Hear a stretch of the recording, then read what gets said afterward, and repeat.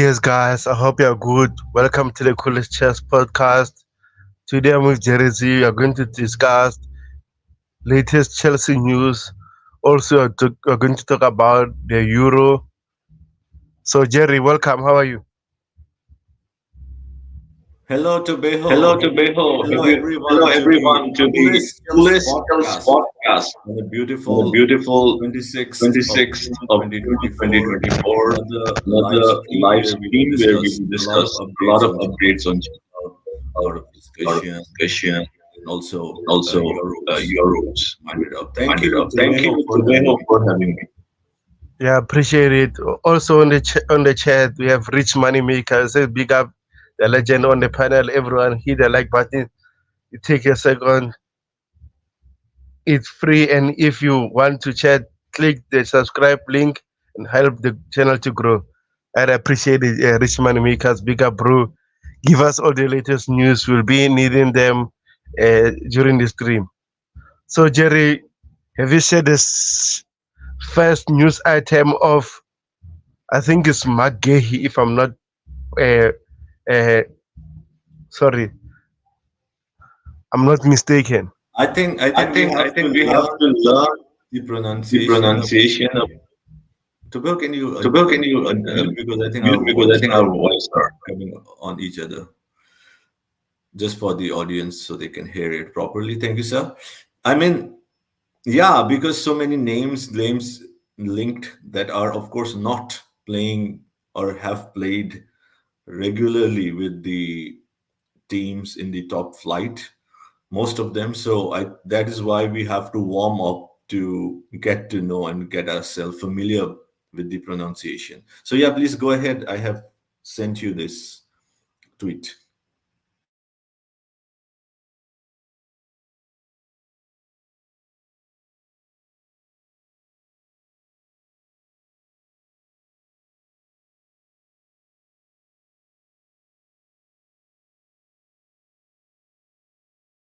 Yeah, so as everyone can see, Mark Gui, I believe that's how it is. So I'll still check it out. Mark Gui to Chelsea. Here we go. The Barcelona wonder kid, the 18-year-old wonder kid, 6'2", very physical, with a lot of pace and power. So according to Guillem Black, he's a traditional number nine. So we have finally got a traditional number nine, and I think a lot of people talk and their opinions, of course, differ. That should we go for a traditional number nine, or with these days it's more fluid? But I think it's good. You should have a traditional number nine, and he's still 18. He can learn and adapt as well. So I'm very excited for once with this signing. I'm really excited because I have seen him in Barcelona. I think he has just played a few games, and also in the under 21, under 19. I have seen him. So I mean, I haven't seen him a lot, but I have watched 3, 4 games of him, and so I was impressed by his movement, by his confidence, by his display, by his shooting. Also very good with the air. So yeah, he is a real talent. In my opinion, I think this is a great signing, and I'm very happy and I'm very pleased that for once they have got the right profile. Tobeho, go ahead and give your view.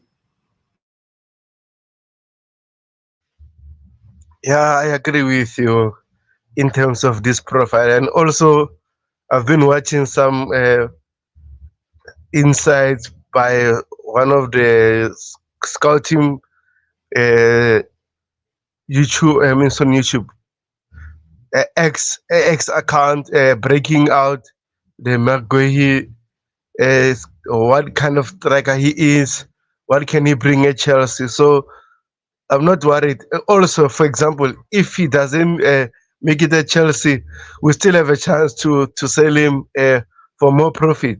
But at the same time, if he works out, that means he will save us money rather than buying those world class strikers. I know we need them at the moment at Chelsea, but now we have to think like our sporting directors. They're buying young. Hopefully, those young players will do well in the future.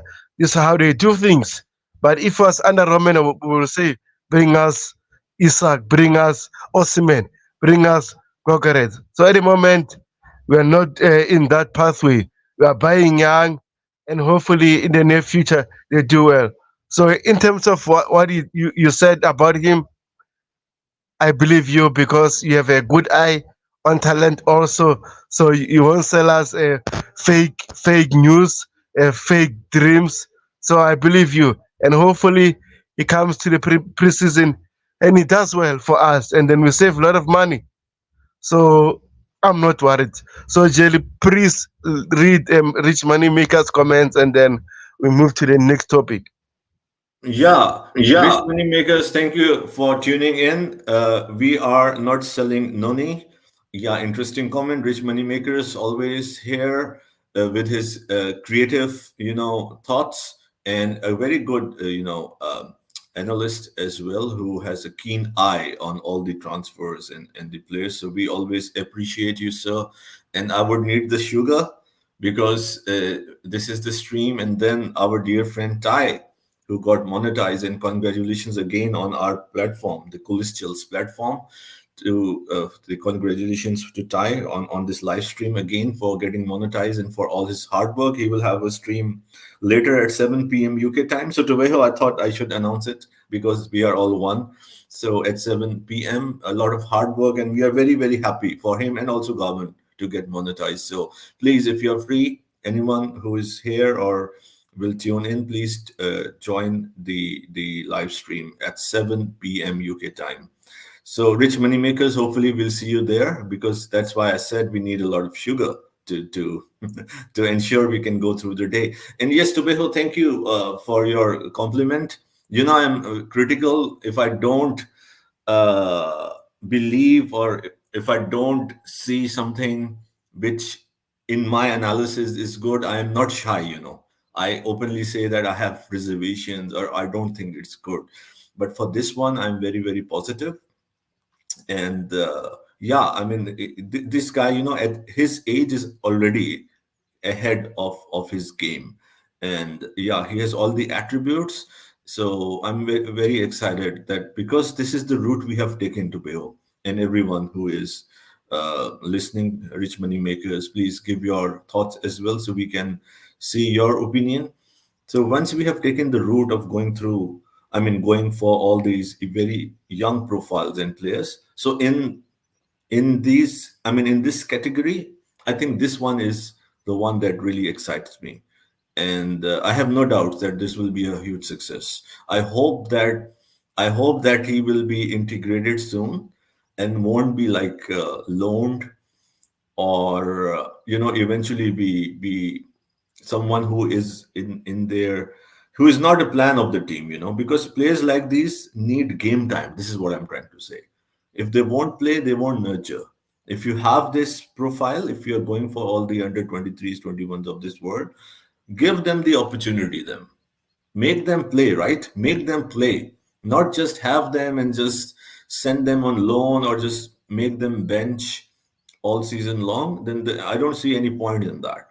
So yes, Tubeho, Rich Moneymaker says the young player very talented and holds up the ball well. Yes, he holds up the ball well, very physical. I think he is already a good player, very, very good player, I would say. Like it's not that he would require a lot of nurturing. I think he is right. I'm not saying that he is Haaland or Mbappe or Kane. I'm just saying that this guy, I think he will be. I can say that he will be one of the great strikers moving forward. I can say that. Rich Moneymaker say a lot of Barcelona fans crying. Yes, I mean, I don't know. I haven't thought about what Hansi Flick would be thinking because he needs players at Barcelona.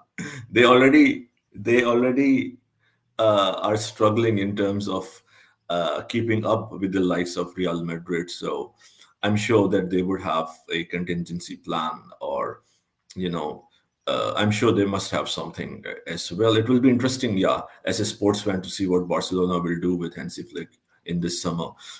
Big up, guys. Jay is here. Jay, welcome to the show. I appreciate you. We appreciate your time for tuning in and for your support. Rich Moneymakers is saying big legend Jay, and how are you? Congratulations to Ty and to Legend GFC for getting monetized after all the hard work and the sincere efforts that they have put in.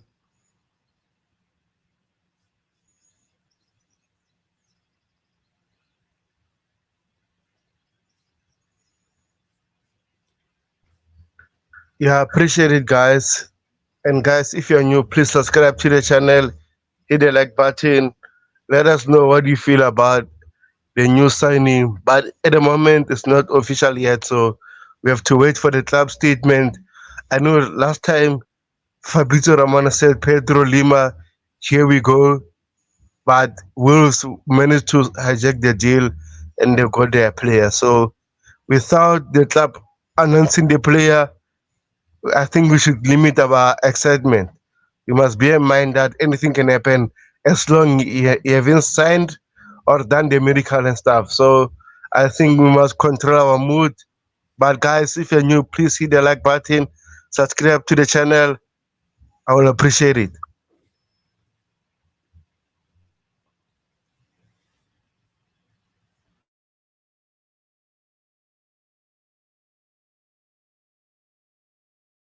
So, Tobeho, I'll ask you on this one.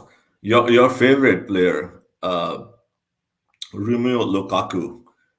Before that, JC, the boss, my big brother, our mentor. JC is in the house. Hello, Tobeho. Hello, Cherry. Thank you, sir. We are doing well, and we have your blessings and support. And yeah, trying to put on a show and to discuss the latest developments. Thank you, sir, for tuning in. Thank you, Jay. Thank you. I appreciate it, sir.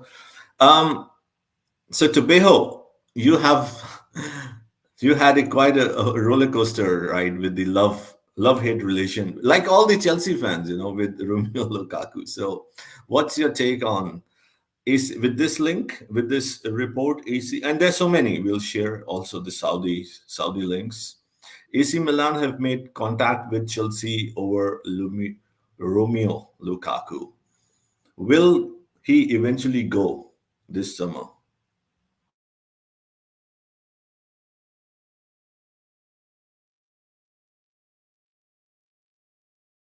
I think you're on mute, Tubeho. No, I was eating Coachella, so sorry about that. Big up Coachella. So Yo, in terms big of up, bro. in terms of Romelu Lukaku, to be honest, Lukaku is my boy. And Coachella, since he's here, our first fight was about Lukaku. So I don't know what will happen to him. So I'm not gonna forget so to be honest, if I was him, I would go to Saudi and make more money, save money for his family, and then have a luxury life. Because if he doesn't go there, same now in the next coming years, he might struggle to go there. So go to Saudi and make money, enjoy life. He achieved at Italy, so no need to do that again. So also, Coach, welcome, my friend. Thank you so much. I appreciate you. Always nice to have the time to be with you on the panel, or maybe get a chance to fight with you. And I think you're very correct. That Saudi opportunity will not be there forever, and for obvious reasons, Saudis now they're able to attract younger players, and the more Lukaku stays in Europe, and if it's not performing at the same level that he performed, was it 3 years ago or how long ago? I think they will look away from him, or even if they decide to sign him, he's not going to earn as much money that he can earn if he goes to Saudi. Now, chances are, Lukaku, he's you can say, what's the language? I don't know if it'd be right to say he's a corny individual, probably looking to get back at Chelsea because he feels like we did him dirty. The fans did him dirty. He's always looking for saying some rubbish and saying he did say something to the effect of, "I'm gonna show you how it's done." I think he has the opportunity now to go to Saudi, and chances are he ends up at Saudi. I still don't believe he'd go to Napoli or AC Milan. I still don't believe that, but you never know. He may well miss that opportunity if he doesn't take it now. It's not going to wait for him forever. But that is my opinion anyway. Yeah, appreciate it. Jerry, what about you? What is your thoughts about Lukaku's link to AC Milan? Do you think you'll go there? First of all, big up to Final Boss Coachella. It's a privilege to have you Big on up, the my show. bro. Big up, Terry. It's a privilege, sir. As far as Much appreciated. Lukaku goes, Tobeho and the links that you're talking about, it's complex, right? Because for the last 2 years, we know there have been all sort of links. So that's why it's difficult because it's difficult to see any pattern. In the past we have been confident with a few deals, but it's likely, as uh, Bobby was discussing in Coachella's stream, uh, live stream, that we don't expect Lukaku to be here, but again, we don't want a loan deal as well, right? I was listening with my coffee. It was a great discussion. So I think Chelsea will try their best to sell him. Again, we know that for selling the player, it's both parties needs to be involved. The price needs to be discussed. I mean, needs to be agreed upon. So of course, we can understand the Saudi deal would benefit us more, but at the end of the day, knowing the constraints, the financial constraints, all the regulations, and how we are on thin ice, I think it will be great to offload him. So in any event, I won't mind either it's Saudi or it's Italy, AC Milan, or even Napoli with our beloved Antonio Conte. Yeah. If he doesn't go to Saudi, his most likely destination will be Napoli, because it's only natural that he will be seeking to replicate the sort of form he showed under Antonio Conte at AC Milan, which you could argue where he played his best football.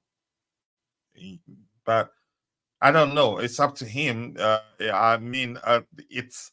I'm not sure what's going to happen given how highly he spoke of the Saudi Pro League, how it can only get better and all that. For me, my understanding at the time, my thinking at the time changed to we will be lucky if the Saudis come calling to the belief that maybe he's already in talks with a club there, but we don't know. Lukaku will always be Lukaku.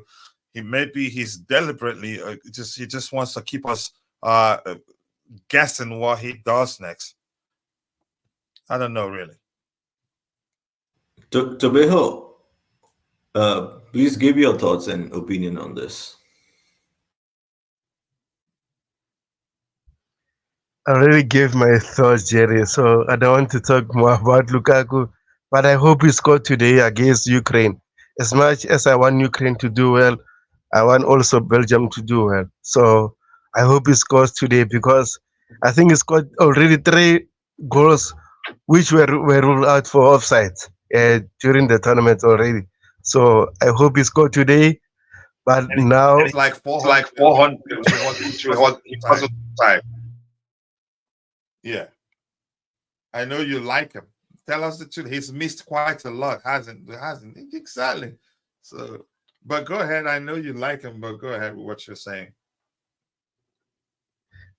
yeah, I agree with you, Coachella. But at the same time, we need him to do well in order for more clubs to come after him. But at the same time, top clubs already they know him is Lukaku. He's been doing well recently, but not recently. I think at Inter Milan, also at Manchester United, but now at Chelsea, Roma. Yes, he did well, but not at his best level. So I don't want any more. I don't want him anymore at Chelsea. We need to move on from him, and I hope we move on this time. And then no more loans, those kind of things. So let me address some comments on the comment section. We have Markin say big up the pro Tebogo at man. We have Dante here. Say again. I said I like Marcum. New. I don't know him, but thank you for coming here. Please subscribe if you're new. I appreciate it. Oh, we have Siaka. Say hello to everyone and to the chat, to the channel. Pick up my South African bro. And then we have Jay here say he likes Lukaku. That's not a good introduction to the channel. I like I that like one. that one. I like Come, that one. come on, bro. Come on. Okay, let me check something else before we move on.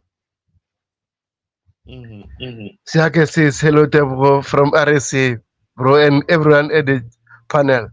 Yeah, appreciate you, bro. Thank you for coming here, Siaka, my fellow South African. Unfortunately, we have good news in terms of South African sport, but it's not football. So I want to talk about other sport. No, We have the you can share the the progress or the progress or achievement the of your achievement national of your team national in team any in sport. any Please sport. go ahead. Please go ahead. but okay, I'll say that at the moment our cricket team are playing very well, and then we are going to the semi-final, right, Jerry? If I'm not mistaken, and then we are going to the final if we win the semi-final. So I hope we win this tournament this time because this tournament has been a flip flop in terms of big teams are not doing well, and then currently South Africa is one who's doing well. So we need to win this one, and I hope we win it. So we have Indefinite says big up all the legend panelists. Big up, bro. I hope you're good. Dante says AC Milan have acquired if he is free. Dante. If it's If free, it's free, yeah, I don't I doubt don't that. doubt that. Okay, Jerry, we already addressed this news item. Yes. Yes. So, but I would like. I I just got Okay, it. go So ahead. got it. we So didn't have the we take have the of the take of final the boss. final boss. Sir, can you mute So so we can the voice can be clear to the audience? Thank you so much. Yes, Sylvester, just to your have echo the is killing us. opinion of final boss Coachella. Sir, if you would like to give your opinion. On Lukaku, I've already talked about him. I've already, who you're talking about? No. Magui? Yes, sir. That's correct. Yeah, I like him. I like him in all honesty. I'd rather him than David because Jonathan David is the same as all the you can say all the capable. You can say the number nines, the so-called number nines we have at the club. And the only thing he has over Jackson is that he's a better finisher, but Jackson has more to his game. Jackson can do a lot more if he drops deep. Jackson can track back effectively and can be effective defensively. Jonathan David is more just all the only thing he has over Jackson is that he's a better finisher. So if this kid, given what we've seen and how desperate Barca were to keep him, I think he will complement the skill sets of a Nicholas Jackson and Christopher Nkunku. He's that he's more of a stereotypical number nine with a lot more to his game. He can be physical, he can be aggressive, a bit of arrogance from him. He has that Diogo Costa type of behavior. His hold off play is excellent. But there's one more, and I've seen enough to know that he's an intelligent player. Again, whenever we're linked with the player, the first thing I look for, I try to measure is that player's footballing intelligence. I think he's an intelligent player, but the only thing I want to see more is how good he can be. He's on the ball, but at 18, I'm not too concerned. If he needs to improve in that, I think with a good coach available to him, I think he gets better at that. I'm not concerned. This kid may well come in and surprise a lot of people. I think he can. I think he can. He's built, like Jay would tell you, he has a lot of meat and will and will do well in the Premier League. I like him. It will be a good signing for us if we're able to get it over the line. But it looks like we're going to get it over the line. Yeah. Yeah, appreciate it. And we have Thai Well, Talks. the silence is great.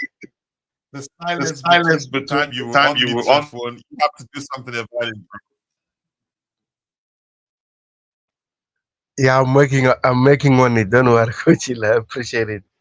Yes, and we have Thai sessions. Big up, bro. Also, congratulations on being monetized, and I hope you grow more. Your channel grow more. And guys, please subscribe to his channel. Just click to his name and subscribe to the channel if you haven't. Also, wish your grandmothers a speedy recovery, and I hope you're good. And we have Recovery. Yeah. yes, and we have Kisho says only thing Lukaku does miss is missing. Only thing Lukaku does miss is lunch. So I don't understand what he's saying. And we have Gavin in the house. Big up, Gavin. I hope you're good. In the building. Yeah, big up, bro. Hope you're good.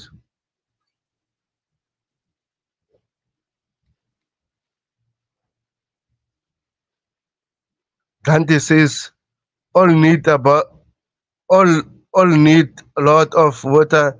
Did you see his he said like they're playing. It's always setting. I know I that. think he's using an elephant in the room to represent Lukaku. The elephant in the room need is a lot of water. Did you see his shirt? Like he's playing. I'm not sure the other emoji there. Dante, we don't speak emoji here. I know you're good at speaking emoji. I think he's using elephant in the room to represent Lukaku. Yeah.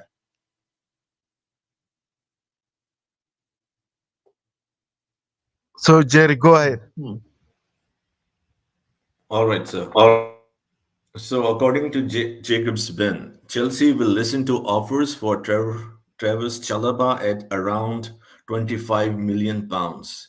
He is in no rush, according to him, to leave and is content to fight for his place and will only depart for a club with European football.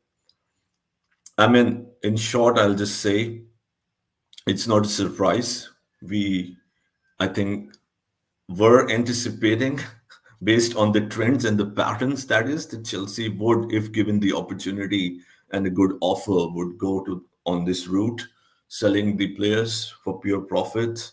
And I'm not saying it in a negative way, of course, because of the dire need to balance the books or whatever, however you would like to phrase it. So yeah, I like him. I really enjoyed his performance. Personally, I want him to stay. 25 millions is too low, I would say, personally, at this day and age. So I think we should have him. He's really good. I think he's a very good defender in my opinion, and he is also very quick. So let's see what happens. But if there is a offer which Chelsea believe is good enough and Chalaba also accepts, then I won't be surprised. Uh, Coachella, kindly give your insights. Yeah. Yeah. Here's the thing. It's not my job to decide what player is the club should keep or not. Everything comes down to the manager's preferred approach. What player will suit his approach? If you don't, you'd be deemed surplus to requirement and most definitely be sold. But here's the thing: you don't sell a player that doesn't want to leave, because it takes all three parties, the buyer, the seller, and the player, to agree for a transfer to happen. So for Chalobah to say, we've heard that he said he's not going to push to leave. He will stay to fight for his place. And if any club comes calling, you can say that it be a club that is that will offer him European football, Champions League to be more specific, before he leaves Chelsea Football Club. He wants to stay and fight for his place. I'm just gonna leave it at that. I'm not gonna, you can say, climb a pole and land upside down. Should the club decide, yeah, he is surplus to the requirement, that he doesn't suit the manager's preferred approach and decides to sell him, I'm not gonna complain, because the truth remains, I'm not gonna start talking about how selling him.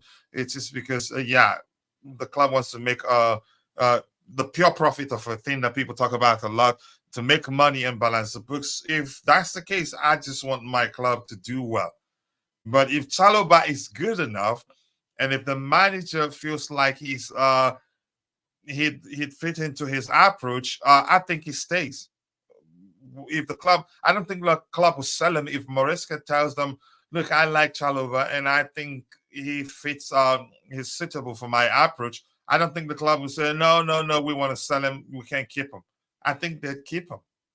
But that's just my opinion anyway. Everything comes down to what the manager wants, not really what you could say, not entirely what the club wants. I think they all have to agree.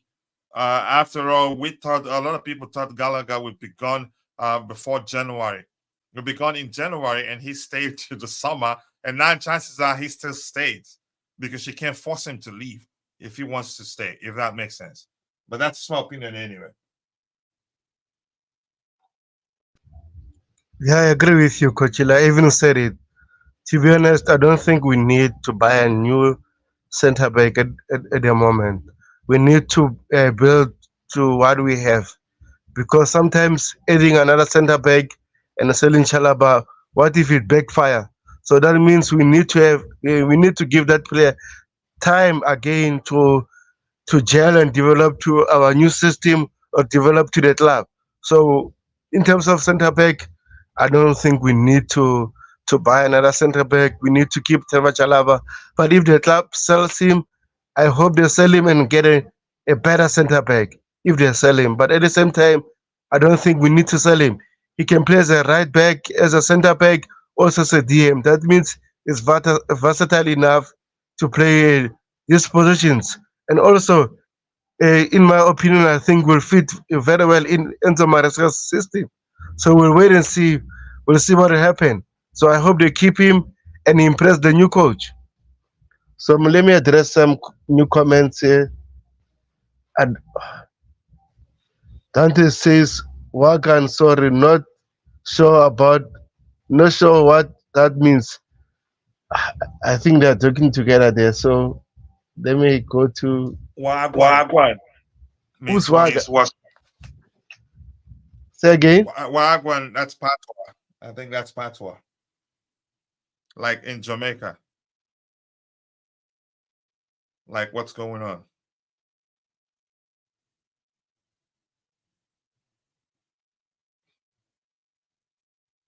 So Jay says you oh Yeah, it's they are having having a a light a banter cricket light on banter on.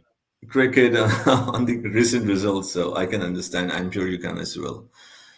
Um, so Dante says, yes, the elephant needs a lot of water compared to other players.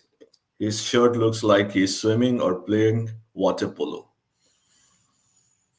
Let's see if Lukaku scores today. He already scored. I mean, not officially scored. I mean, he scored, but the goals were offside, both of them. So it's a reply to Dante. They are having a personal conversation right there.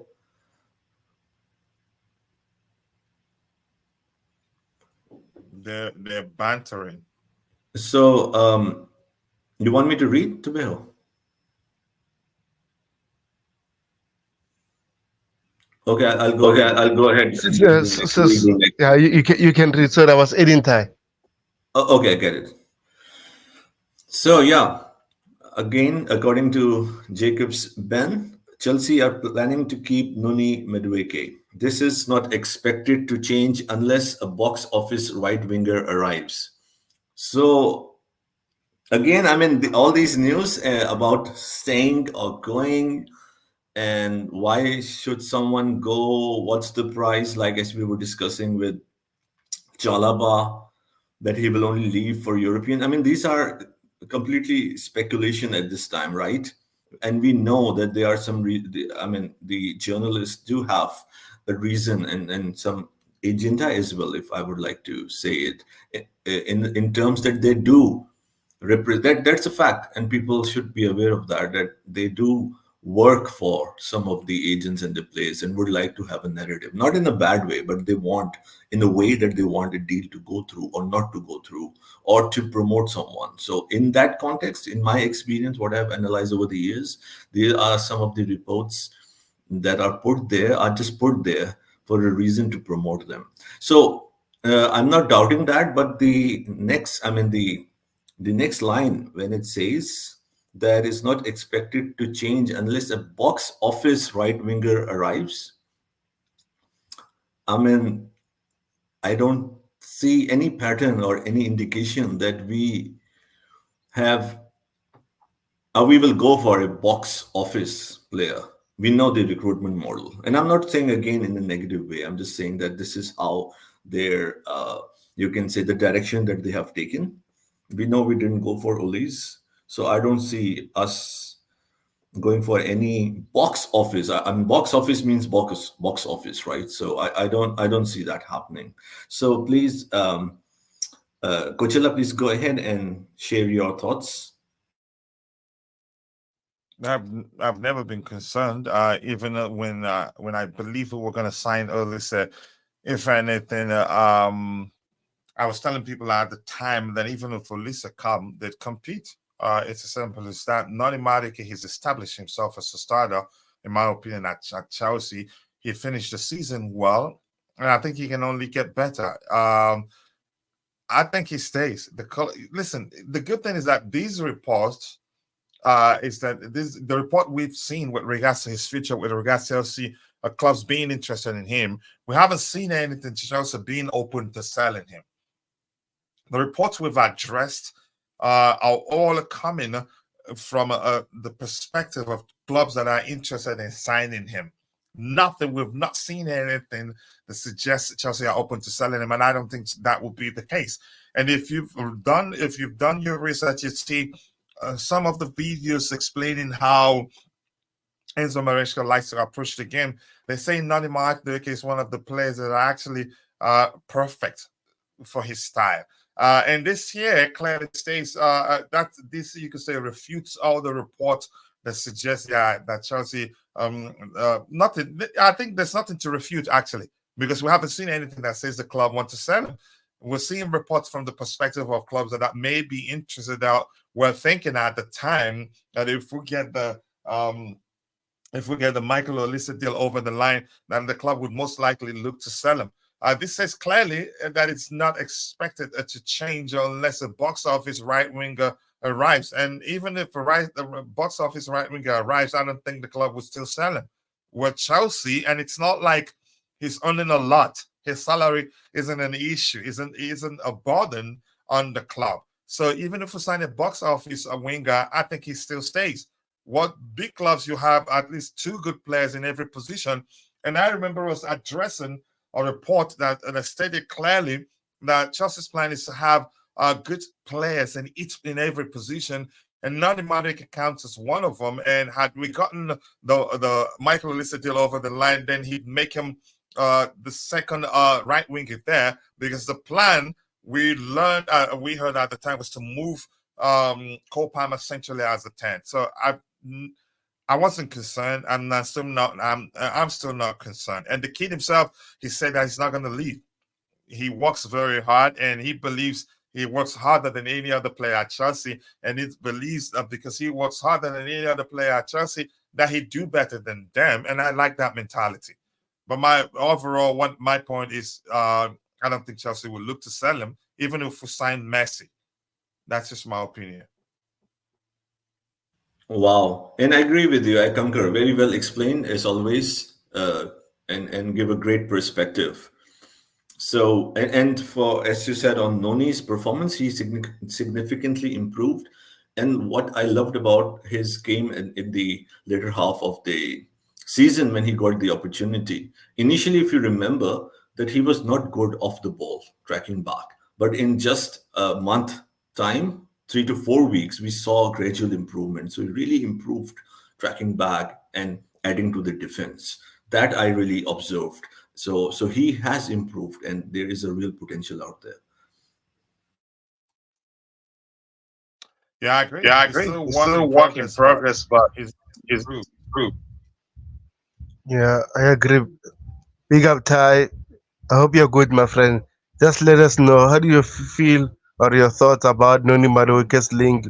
Also, after that, you can address the Barcelona striker Mark Guihi and Romelu Lukaku to AC Milan. So, what is your thoughts about that? And welcome. Yeah, thank you. Big up. Can you guys hear me? That's my ID. Can you hear me No, clearly? no, no. Okay. That's well, everybody else didn't answer. That means that they can. So that's tough luck for you, coach. Um, but yeah, Madueke, it's not really surprising that he's been linked away with moves, especially with the fact that there were reports that we're going to be signing other players. Obviously, Olise is now out of the picture completely. So that's it. But I mean, you can't prevent clubs from being interested in your players.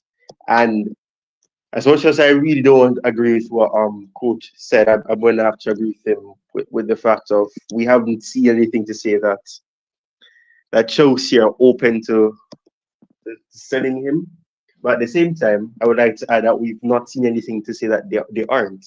So it's a situation where although the player would want to stay, doesn't mean that if a bid that is feasible, one that is comprehensive, one that they believe is ideal for a player or enough to convince them to sell the player, then they wouldn't accept it. At the same time, there have been reports that say that they are planning to continue with him going into the next season. So that in itself gives an indication that it's not a case where they want the player to leave, but that doesn't mean that they wouldn't sell him if the if a bid that is good enough comes in for the player. At the end of the day, I would want him to stay at the club, so I wouldn't agree with selling him. I mean, I don't want to sound like a broken record or repeat what coach said, but he would have ended the season on a better note in comparison to the prior season. So I mean, his performances weren't all consistent, but you could see that he was going in the right direction. His performances were starting to pick up. He was being more crucial in the final games, which is good for him. It's good for for his chances to remain at the club and to be a part of the project. So that was good for him, and it's good. So I just hope we can actually get competition for him. I know we have a few attackers that will be joining us, or some that will be coming back to the club in pre-season, and we will have to evaluate them. We'll have to see if Enzo Maresca believes that any of them are good enough to remain. But I'd still like for us to get an attacker in who can actually give him competition, because there's no guarantee that well, you can't guarantee that if you sign an attacker he's going to compete unless he's somebody who's a proven person to always want to be the best of the best. So that's that. But I think we need to get somebody in that can actually compete with Madueke, somewhere that will push him even further. He would have said it recently that he believes. I really don't repeat what coach said, but I'll just summarize it so I don't so like I'm just using what he's saying. But you need somebody that despite the fact that he would have said what he said when he was interviewed by the media team of Chelsea, you need someone that's going to push him so that he knows that he can't get complacent. He always has to be on his toes, and if whoever that competitor is slips, he can move in and try to get that first short spot. So we need that competition, and right now I don't think we really have it. It's still preliminary, so we can't really say much. But we do have attackers that are very young, and I'm not really sure if we should put our eggs in one basket and trust the young players or the players that are that young to really be able to compete and give Madueke a run for his money. So I don't know. That's just my opinion, though. It's different from the Chelsea perspective, though. Hmm. You have to disagree, right? Of course, always. That's what we do. Yeah, I would like Yeah, I to would like to. uh, quickly mention that to everyone in the chat, on the panel as well, please, if you have time at 7 p.m. UK time, uh, Ty will be having a historic live stream in which we will discuss on Enzo Maresca's system and how the players and what we can expect and all that comes with that. So please join at 7 p.m. if you have Sorry, time. sorry. It's a I'm very great. sorry, Jerry. I don't mean to cut you, but I think you just had a Steve Harvey moment. The stream will not be about Enzo Maresca's tactics. It will be about the new model, the new structure, the new Okay, recruitment so model. I apologize. We discussed two options and perhaps I missed it. So my apologies. As coach says that it proves that I'm just a human. So yeah, in any event, please join at 7 p.m. UK time if you can. Ty did a lot of hard work. He's monetized. We'll celebrate as well and discuss on the recruitment model. So thank you, Ty, for correcting about the title. I apologize again. Tobeho, go ahead. Yeah, I have one quick question for Ty. So Ty, since that you are saying Noni Madueke needs competition, let's say they give Omari Hutchison time at Chelsea. Do you think it's good enough to challenge Noni Madueke? Okay, now I've always built my personal life, my characteristics and personality of being an honest person. So I'm going to be quite honest. I sound like Gorgon all of it. I generally think that Omari Hutchinson has an attitude that is not good for the club. He's a promising player. His ability on the pitch is good. Off the pitch is the problem. I know that for a fact. He was asked to represent the Reggae Boy Jamaica national team, and he was playing but I don't know how to really structure it, but essentially he was not giving a direct response. He was saying that he doesn't want to be a part of it. Then he's saying he wants to, so he's indecisive as well. And then there's other aspects where you know his attitude in the past where he's asked the club to allow him to represent the team and then he changes his mind at the end. So that's an indecisive player. The next thing is that on the pitch for Ipswich, he was a vital part of what they would have done when he did play. He was impactful. And when I look back at the opportunity that he would have gotten at Chelsea, I believe it was under Potter. He looked very raw. He's progressed since then, but at the same time, I've always been a person that I don't use what a player does on loan to the or what they did at a prior club to say that okay, this player is definitely going to compete. It has to do with their mentality as well, their mindset. Are they going if they make a mistake in a match, are they going to have their heads dropped? Are they going to lose that confidence and courage? Amari Hutchinson on paper appears to be a good competitor for him if he does remain at the club because of his technical ability, the way that he likes to play, the way that he moves, the fact that he likes to do trickery and all of that. And it's similar to what Madueke does. He's not a player that shies away from taking on his man. And he always loves to try to get the better of the defender in 1v1 situation. So both players are similar in profile in terms of their approach to being an offensive outlet. So on paper, yes, but at the same time, I'm still yet to see the mentality aspect of it. And you need the mindset, the attitude that you have. It has to go hand in hand for you to perform at the greatest level on the pitch. You have to be determined. If and I haven't seen that from him, but I'm going to speak from a hypothetical perspective and say that I think he would be, but I'm not too sure about his attitude at this moment. Hmm. Interesting. Interesting. Yeah, very interesting. So Jerry, please read the comments for me on the comment section. Then we address some news items.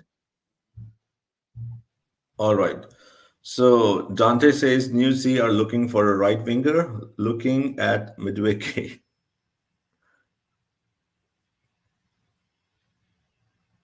Yeah, and you see Newcastle is what he's referencing there. Yeah.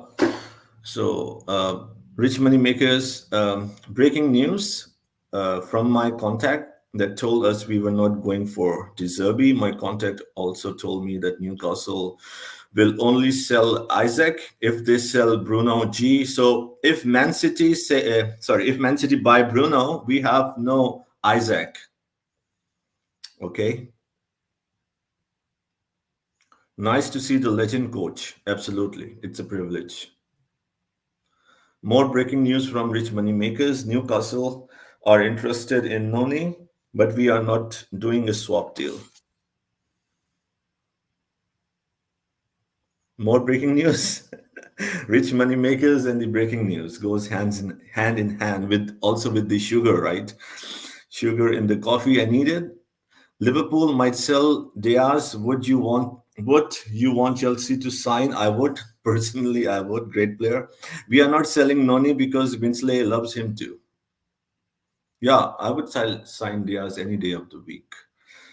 Dante says tie out. Can't hear clearly. Needs to be perfect only. Okay, it's interesting. Some more sugar and it will all come out. You won't even realize.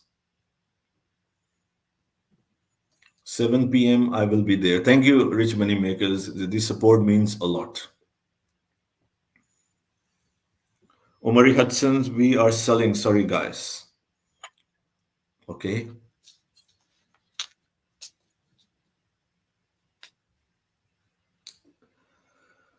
We are selling Omari because of his attitude, informed by my contact. Rich money makers can be a great journalist for our community, right? Uh, very well informed. Indefinite from Las Vegas. How's the weather over there? And Coachella as well. I think it's super hot. I don't know how the players are playing in Copa America. We were never getting Isaac anyways. The fee and wages are too tasty, according to Indefinite. Jay says in the Rich Noni, I mean, he is addressing Rich that Noni is a must keep now that Olise deal collapsed. At least one more season. Absolutely, 100%. Chelsea sessions. Here's the link. Please head over to my scheduled stream and hit notify me. Please go ahead. It's a huge celebration. The hard work that he has put is, I mean, I will try to say it on the stream, on his stream. I mean, after talking to him, knowing him, discussing his journey, I think it's of a one of an example, a rare example, I would say, with the struggles that he had. It's a huge achievement, the hard work that he has put in with dedication, and it's something that we can all be motivated, not just for the content creation, but in anything in life. We can learn from Ty, and he has been very helpful. He also assists me in designing, in he's teaching me a lot of things. Such a wonderful person.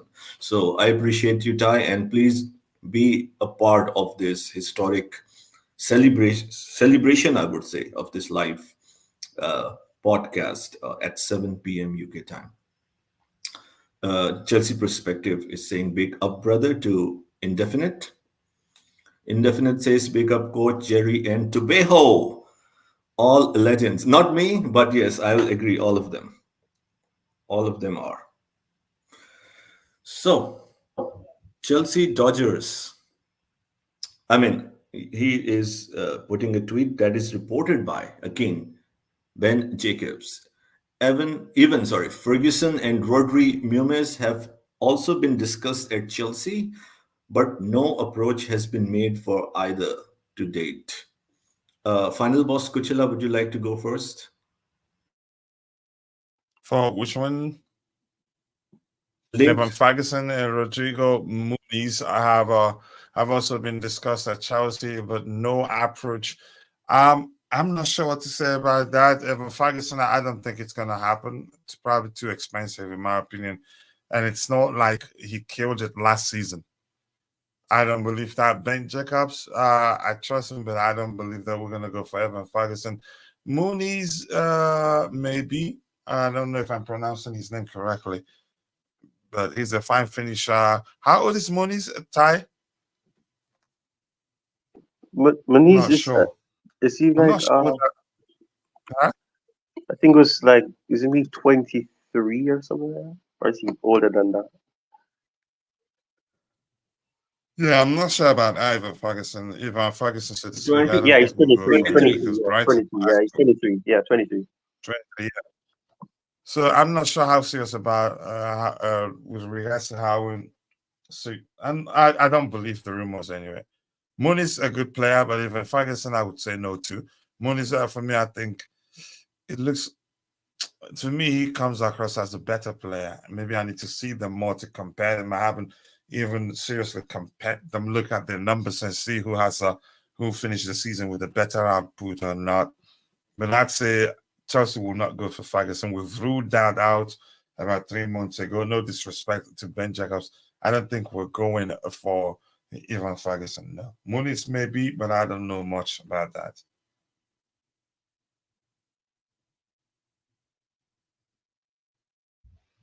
Yeah, I So, agree with you. Tobeho, Tobeho, you are hiding you are behind the hiding board behind the yesterday, boards right? yesterday, right? Please go ahead and Please give go your. ahead and give your. Yeah, we've Evan Ferguson. I said it several times. I don't think we need him. Last season he didn't do well, and also my big issue at the moment is he got 100 million release clause, so we don't need to pay 100 million to Brighton for a striker that is not performing. If we're scoring 20 to 25 goals every season, I would say okay, go and get him. But at the same time, he's not doing well at the moment. So all the hype about him went down last season. We don't need him. If Muniz, he was not doing well until Fulham brought Amanda Brock, and then he got the motivation for him to do well because he was not doing well. But after they brought Brocha, oh my gosh, this kid made sure that Brocha was on the bench forever until the end of the season. So I'm not sure about him, but I don't think we'll go for him. But at the same time, everything is open. We don't know what will happen. We've been linked with several strikers at the moment, from John Taran, Samu from Atletico Madrid, now Isaac. So yes, so we're going to get new names every day. So I'm gonna come myself and see what will happen, and I'm gonna support the player that the club buy. So now I will wait and chill. So with events, no, thank you. I don't want him. So Jerry, what's your thought? I mean, it's all over the place. All these links, they're coming thick and fast, right? So it's very difficult to grab and make sense out of it. I always try to analyze and I see mean, the it patterns. really isn't really. Yeah, absolutely. It's difficult, and it's nothing like what we had last season. If you see, last season was more stable. We knew the profiles that they were going for. Most of them they were signed, right? Like all the Caicedos and Romeo Lavia was later. Of course, it came as a surprise at the end. But most of the signings from Nico Jackson, like it was this in a structured way. What I'm trying to say, all the signings one by one, we did in the last season. There were reports. It was not all over the place. There were 5 to 7, maximum 8 players mentioned, and it went through in a very coordinated way. And the reports followed with that and the actions. But this time, so far, of course, there's still 2 months to the window. But it's like we have been already linked with 20 players, and already 10 players are leaving Chelsea, right? Or five players, whatever. So it's difficult to, at least for me, to make a sequence or a sense. And then, of course, we didn't go for release, or we didn't sign him, whatever. And then the reports are saying that we might still go for box office winger, right winger, if we. So it's difficult, at least for me, because I go with patterns, evidence. I try to at least make a sense and have a connection. So it will be purely speculative. But I'm not. I can say I'm not too excited if we go for these players. With all due respect.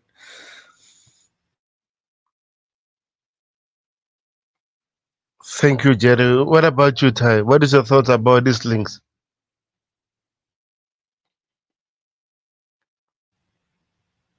Ty.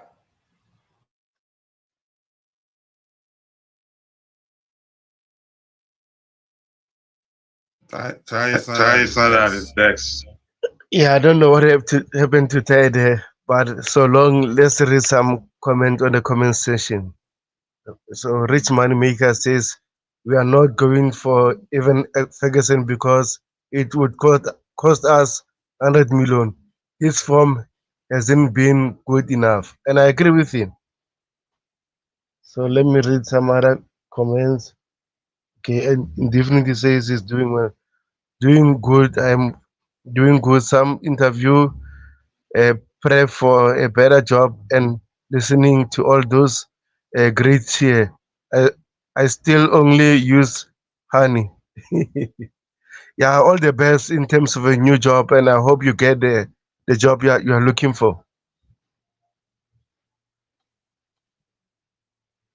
Okay, and then from Siaka says, please more likes on the channel, Coolest Sales Podcast. I appreciate it, Siaka guys.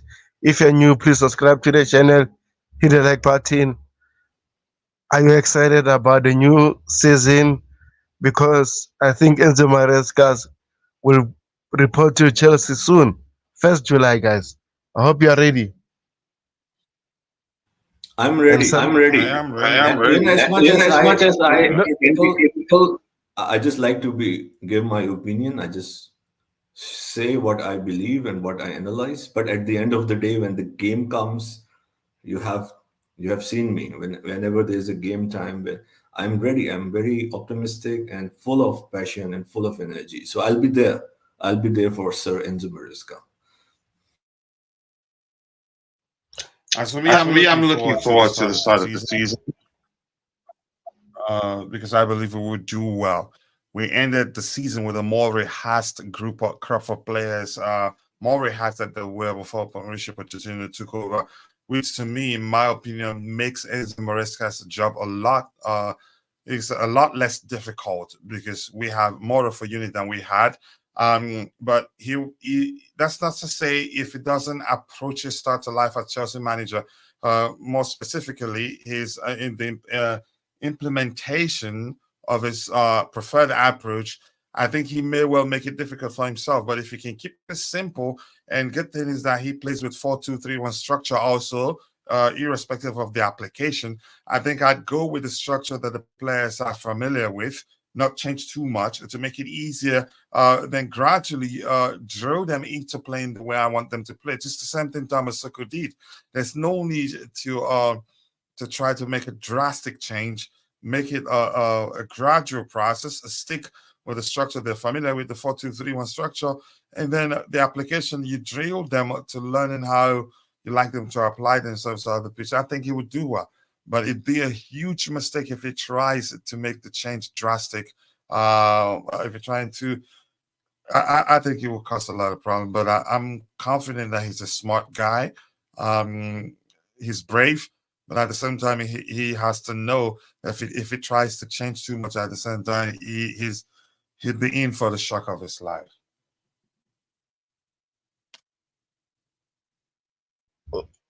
yeah, appreciate it. Hi, are you still there?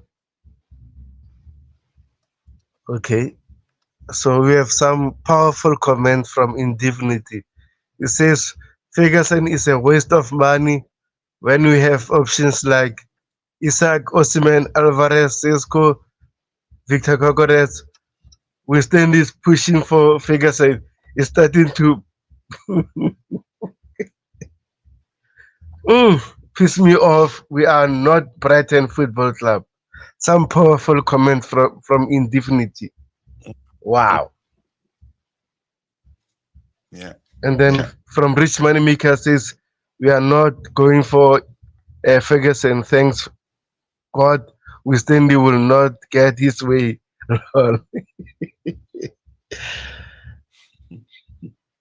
Okay, they're having some comments or conversation there.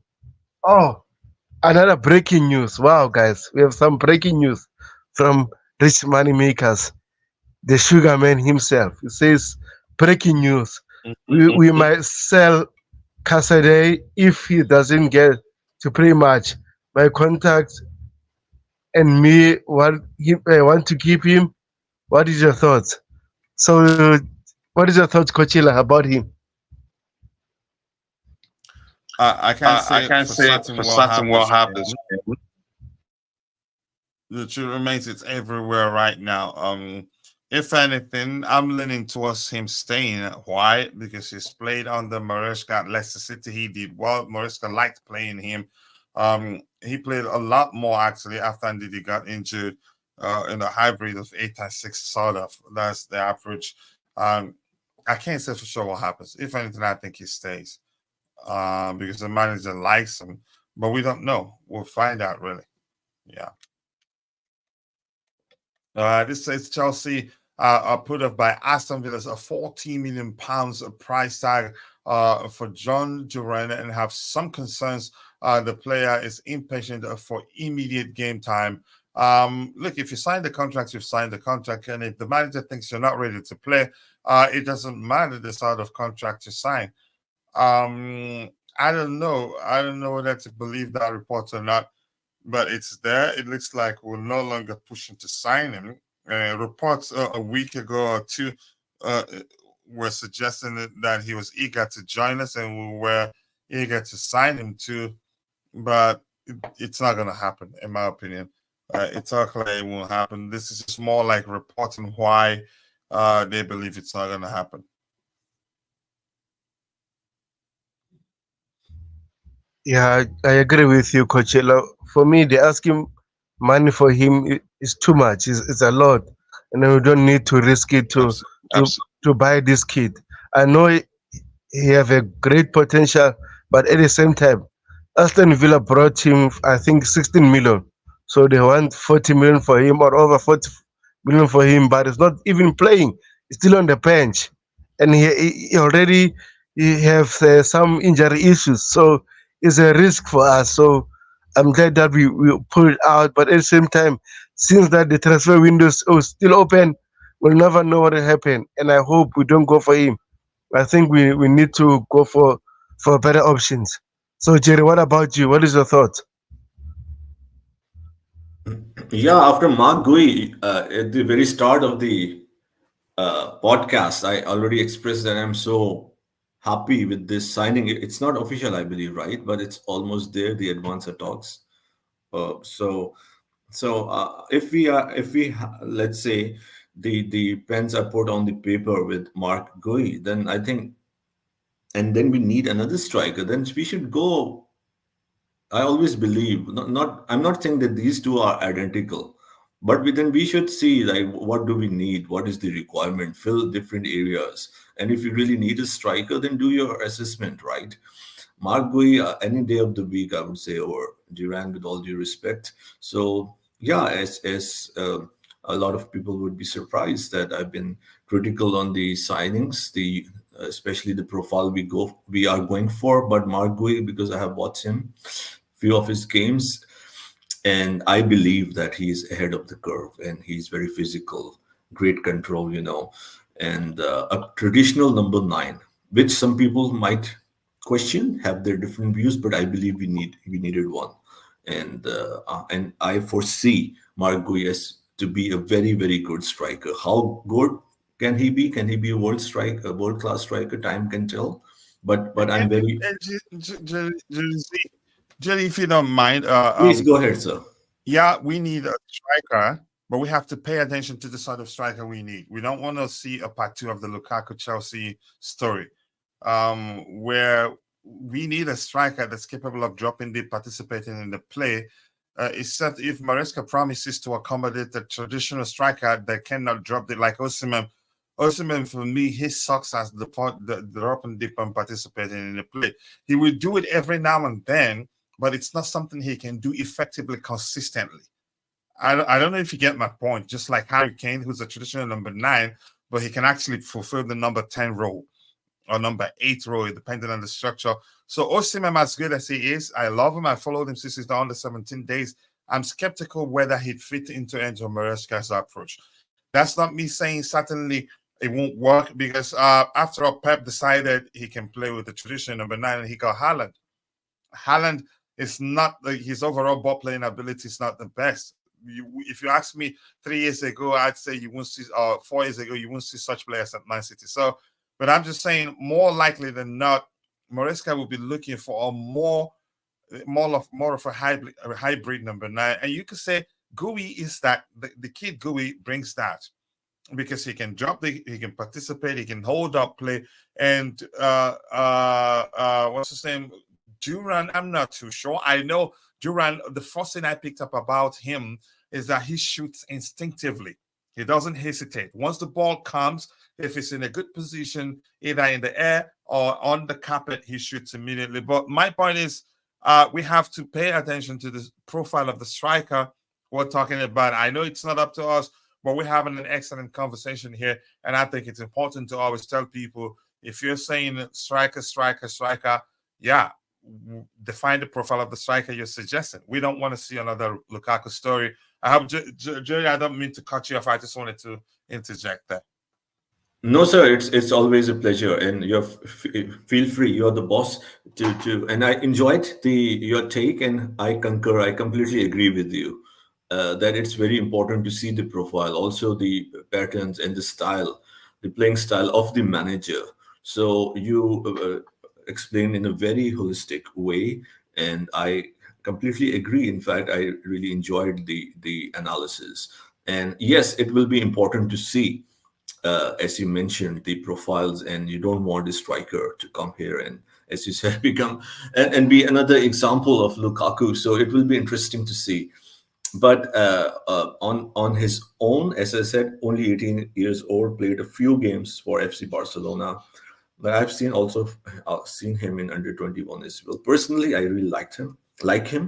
I think he is a very good striker, very clinical, very powerful, very good on his feet, can hold up. So he has, according to my opinion, all the attributes. So I'm very pleased. Yes, will he fit in the system? Only time will tell. How will he be utilized? Will we go for another striker? That is interesting, and that is where we are here to discuss, to make sense of it. And of course, during the summer, we will find what Chelsea will decide. And of course, our job is to analyze and try to give our opinion. Yeah. Yeah, appreciate it, Jerry. We have some comments from GC. Seeing coach in the passenger seat is weird. So, coach, what is your thoughts? I enjoy the comment. Coach is right up there. If you see, he's in the hot seat. He's on the hot seat. And I'm enjoying it. Yeah, I appreciate it, Jay. And then we have some comments from Richmond Makers. It says, my contact want to keep Trevor Chalaba. And then another one from Richmond Makers says, we are not selling Marco Corella, thanks God. And I don't think we need to sell him. Absolutely no way. Not at all. Not happening. Yeah, not happening. We have our rival fan. We are welcome here, Nocholini, big up, bro. I hope you're good, my friend. Please subscribe if you're new here. Also, to everyone, please help me to reach 400 subscribers after the stream. I appreciate it. So you're welcome here. I think this question is direct. He says, is this your new channel? I mean, you can call it that. It's the back panel. Your work as also active.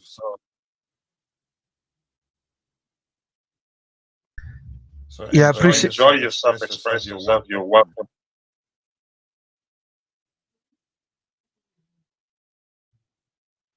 Go ahead, Coachella. No, I was telling him to express him, enjoy himself, feel at home the way he feels at home whenever he's on Chelsea Perspective. Do the same here. You can talk about Manchester United. We all operate the same way. The the participants define are the strength of this channel, just the way Chelsea Perspective is. It's not about the panelists. It's not about who you think is the owner. It's a community. It's about you. It's about the panelists. It's about everyone. We discuss our topics and try to come to a sensible conclusion. So you're welcome here as much as you're welcome uh, on Chelsea Perspective, and soon you become a moderator at on Chelsea Perspective. Actually, Yeah, appreciate it, Coachella. From Rich Makers again, he says, my contact has nothing to say about Duran from Aston Villa, so that means we are not interested. believable, Okay, believable. yes. Another one from Indefinite says they want 200% on their money. Everyone knows since Caicedo, where Brighton made 1,600% on their money in the transfer. Why feed a broke club? Let them suffer so we can take their place on the top. Oh man, indefinitely. Man, you come with fire, my friend. What do you have? Indefinite is indefinite is feeling the heat right now in Las Vegas.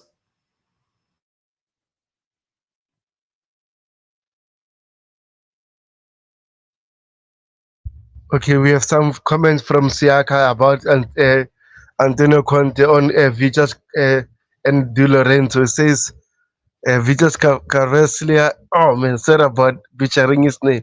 And Di Lorenzo are key players for me. I've been clear on this.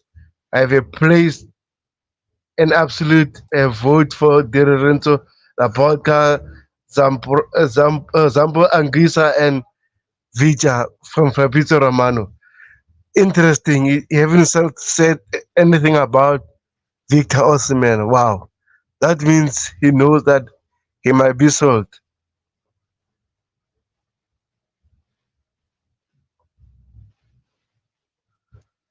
Okay, Indivin says, I mean, even Killman was said to be worth 1 million and we paid 90 million for him. So, Coach, what is your thought about buying him for 19 million? Um, I can't believe I'm saying this, and I hate to come across to anybody as if I believe in conspiracy theories, because that's what it is. If you cannot prove otherwise, it's simply not one. But Heston, it's believable to say that that transaction was just facilitated by the two clubs to help them balance the books. They paid us how much they paid for Ian Matson. They paid a lot more than we would have gotten from Dortmund. I don't know how much more. I haven't calculated the difference, computed the difference yet. Then we're paying them 19 million for the kid, but the kid is a talent too. So suggestion is it was just I don't know what to call it. I don't know. Let me just make up a term, but the term will help you understand what I'm trying to say. It's a book balancing transaction. It's a transaction designed to help Aston Villa balance books, and Chelsea the same thing. But I'd say since the transaction involved two excellent players, a talent in a Kellyman, for me, which you can sell for a lot more in the future if you want to sell him. But rumors are that he's good enough that he may well get a chance to play for the first team or go out on loan to Strasbourg.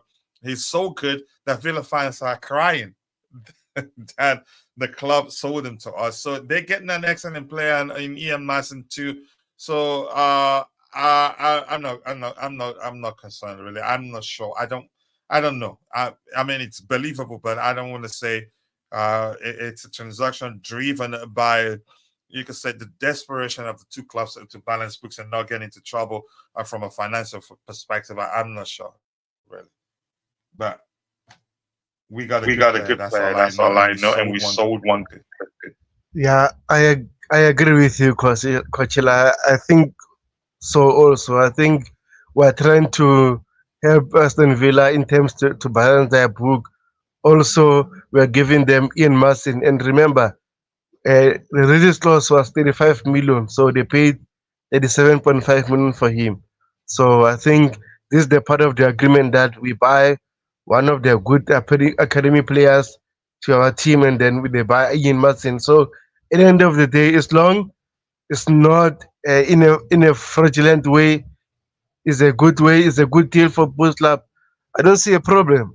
At the end of the day, we can say this is not our money, and then PSR is real. So I think the clubs are trying to find loopholes in order to avoid those PSR rules, not to get point deduction, those kind of things. So I'm not worried. So Jerry, can you read the comments for me? Yeah, and Yeah, before that, and if you allow me just for a second or 10 seconds, however it will take. it will I mean, take. Okay, this no is my problem. opinion, of course. The loopholes, or some people are criticizing, it's their opinion. They can, everyone is can say what they how they feel. But it's what I believe, or my school of thought is, if it's legal, it's legal.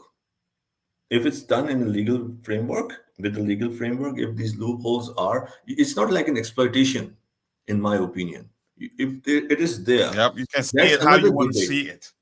Correct, correct. So you can maybe say for the lawmakers why it is there, but if it is there, it's the right of every individual or enterprise, as in the example of Chelsea Football Club. So personally, I don't see any issue. I personally find it unnecessary of a lot of criticism that Chelsea is going this route. Why not? It's an opportunity, and you take it. Nothing wrong with that. So again, my opinion. So yeah, Rich Moneymaker says breaking news. Let me maximize the window. Sorry. This will excite fans. We are going for Marquis Marquis signing because of the failed Olise deal, but can't say anymore who that will be. Okay. In I like Maris, rich money makers, but I wouldn't agree with that. Can you go back to that his comment? The rich money makers comments, I can't see it on my screen. Heston, this will excite fans. We are going for Marquis signing because no, I wouldn't say that. Olisa wasn't a priority target for me. It was just because the opportunity was there, and we believed if we can get him, it doesn't hurt to have one more good player added to our squad, as good as Olisa, to be more specific. I think then we realize we'll be spending. He will help. He will lead to a bloated wage bill, and we don't want that. And we tried, and he got a better offer from Bayern Munich, and you can say no harm done. Really, I think the key went for what is best for him. It's business for all parties involved, and we moved on. We didn't push, and that's because Lisa was never a priority target. It was just like more like a good to have. It would have been good to add him to our squad. So yeah, but Heston, there are lots of theories flying around, and I don't for one second believe we're trying to make a Marquis signing because we missed out on Lisa. But then again, that's my opinion.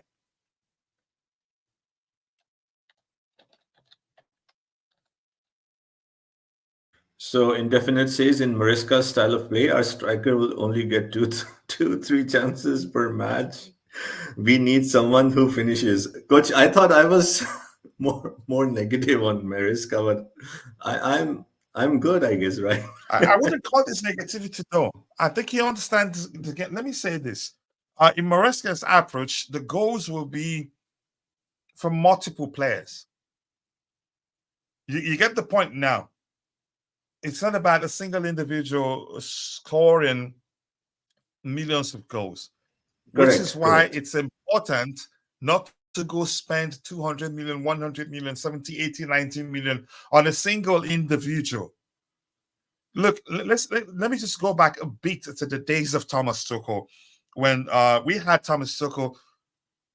before we won the Champions League, the goals we scored under Thomas Tuchel were shared between multiple players, not a single individual getting like 20 goals and the others getting two here and there, which is usually the case when the manager uses a less fluid approach, and the focus is almost always on the number 9.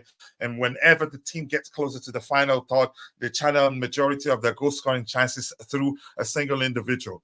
But in a fluid approach, you have a situation where the right wing player comes to central, and the central guy, the number 10 guy, or maybe the number 9 guy, depends on the space. If the right wing guy comes in and occupies the number 9 space, usually the number 9 guy moves to the right.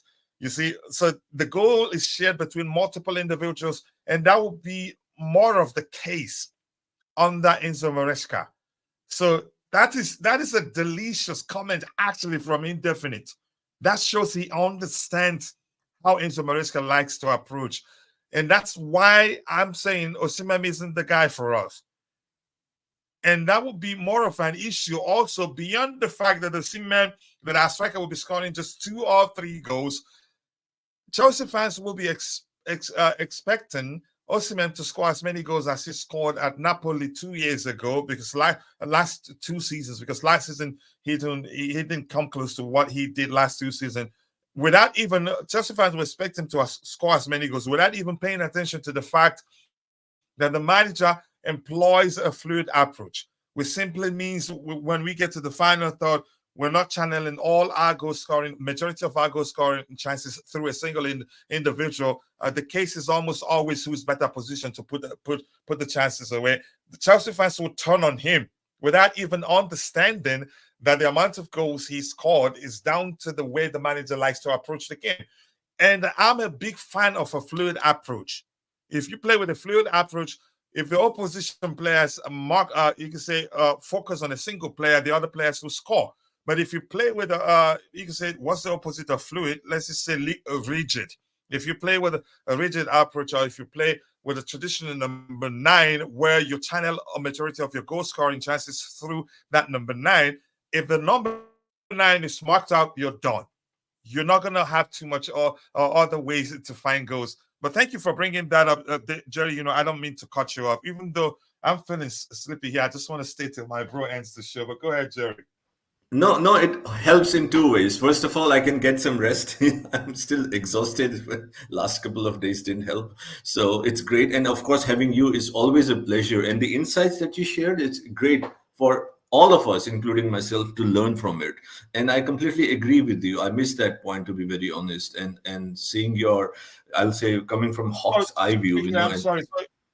Jerry, I apologize. So Indefinite has an interview. Good luck, bro. Good luck with the interview. Yeah, he mentioned that I think in a couple of minutes ago. Yeah, so that's great. That's great. Yeah, so I was saying that I agree with you, and the reason I believe now all the fans in the Tobeho's podcast who are watching and listening will understand why Coachella has been very vocal throughout when it comes to Osimhen. So now he explained it, further, and I think it makes a lot of sense. So yeah, and also Coachella, he won't always give away what he feels. So the good thing is that he openly said that he's a huge fan or a big fan of fluid approach. So that's great to know. So Coachella, feel free to always come in anytime. You are the boss, and you know that. Final boss for me.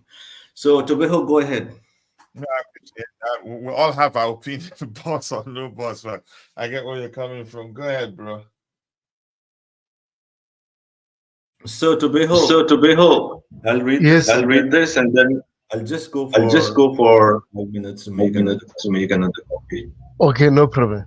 Tobeho, can you so I can read that? I apologize. It's just that the audience can listen to it, so we are not overlapping. That is the only reason I request to mute. Thank you. So Southgate, our beloved Southgate, on Cole Palmer's impact. He said, he did very good. He finds space well and he makes chances, and we were backing him to score at the end. At the end, okay. They are young players, and we are, what is written? Blooding them. Okay, I mean, okay, blooding them in a difficult environment. They had a good impact for us and did good things for us. Anthony Gordon, Cole Palmer, Kobe Mino, a great player. This kid for Manchester United, I like him. It's great talent. It was a really good move. We have to build on that. There were a lot of things to build on from tonight. So I don't have much to add to that. I mean, as far as Cole Palmer goes, we all know the best player, I would say, in Chelsea. At least I see him as our best player, a remarkable young talent, an exceptional player, already a world class player for me, you know. And the impact that he created when he came was nothing short of magical. And everything that coach is talking about, the fluidity, you can resonate it with Cole Palmer. And yes, he I know it can be very uh, overwhelming or also challenging for a profile like Cole Palmer to come on the third game off the bench, knowing and believing in his heart that he is the best. He is the best. He believes that, right?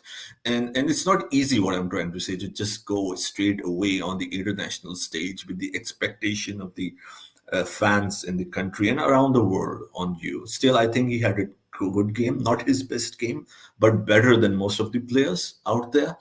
So, yes, so please go ahead. You can analyze on what he said, and I'll be back shortly. Personally, I will just say again, I won't be shy away. It's my right to give the criticism that I don't agree that he is playing Palmer. I mean, he's not starting Cole Palmer. A player like him, I think for me it doesn't make a footballing sense. We saw what he offered when he came off the bench. Also, Guillem Balag and other analysts, if you see, they agreed to that. They think that Palmer should play.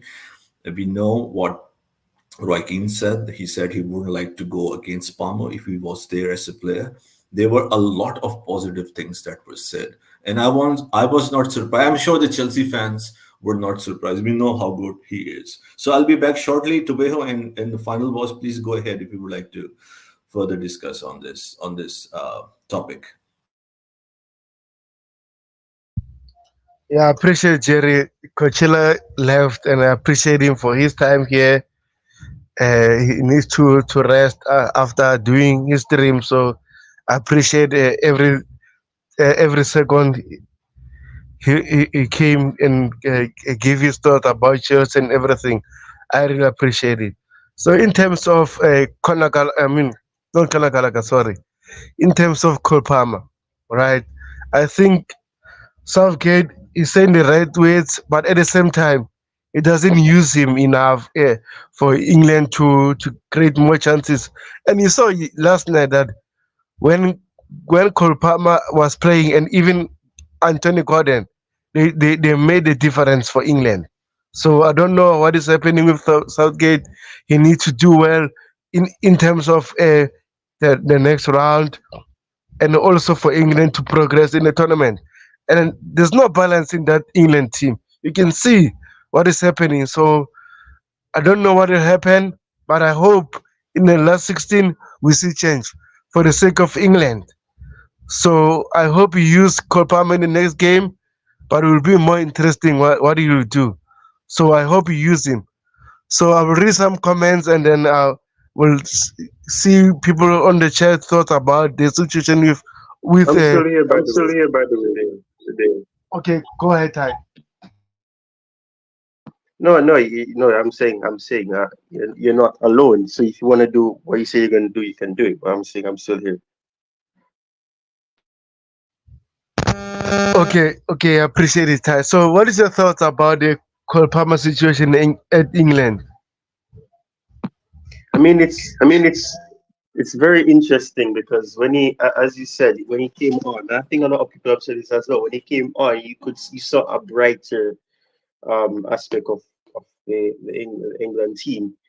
The issue that I would have seen when they were before he came on is that they were able to move the ball, and a few times they did get into the final third, but the movements, it was off. There was a lot of space. There was a disconnection, a lot of space in between the attack and midfield.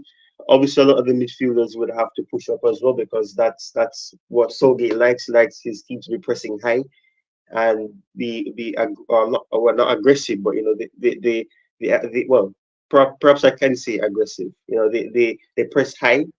If they lose the ball, a lot of coaches do it. It works for some, it doesn't work for some. But with Cole Palmer, I mean, it was strange to me that he didn't get minutes earlier, or that he didn't get his debut, professional debut for the country earlier, because there was a lot of matches where there were matches before that he could have played in, come off the bench, and perhaps would have helped the team, to offer more in that offensive aspect.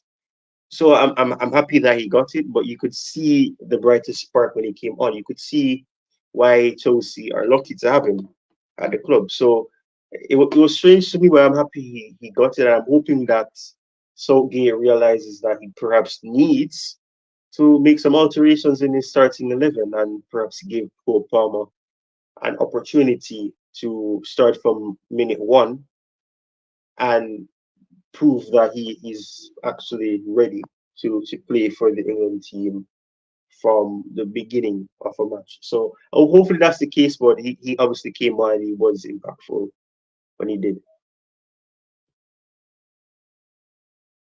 Yeah, I appreciate it, Ty. So let me read some comments because there are a lot of comments to read. So from Siak, it says Antonio Conte on Lukaku as a top target for Napoli. Says he's an excellent player, top player. There's nothing else to say. You always hope to have a player like Romelu on your side. Very interesting comment. And they have comments from Indefinity. It says,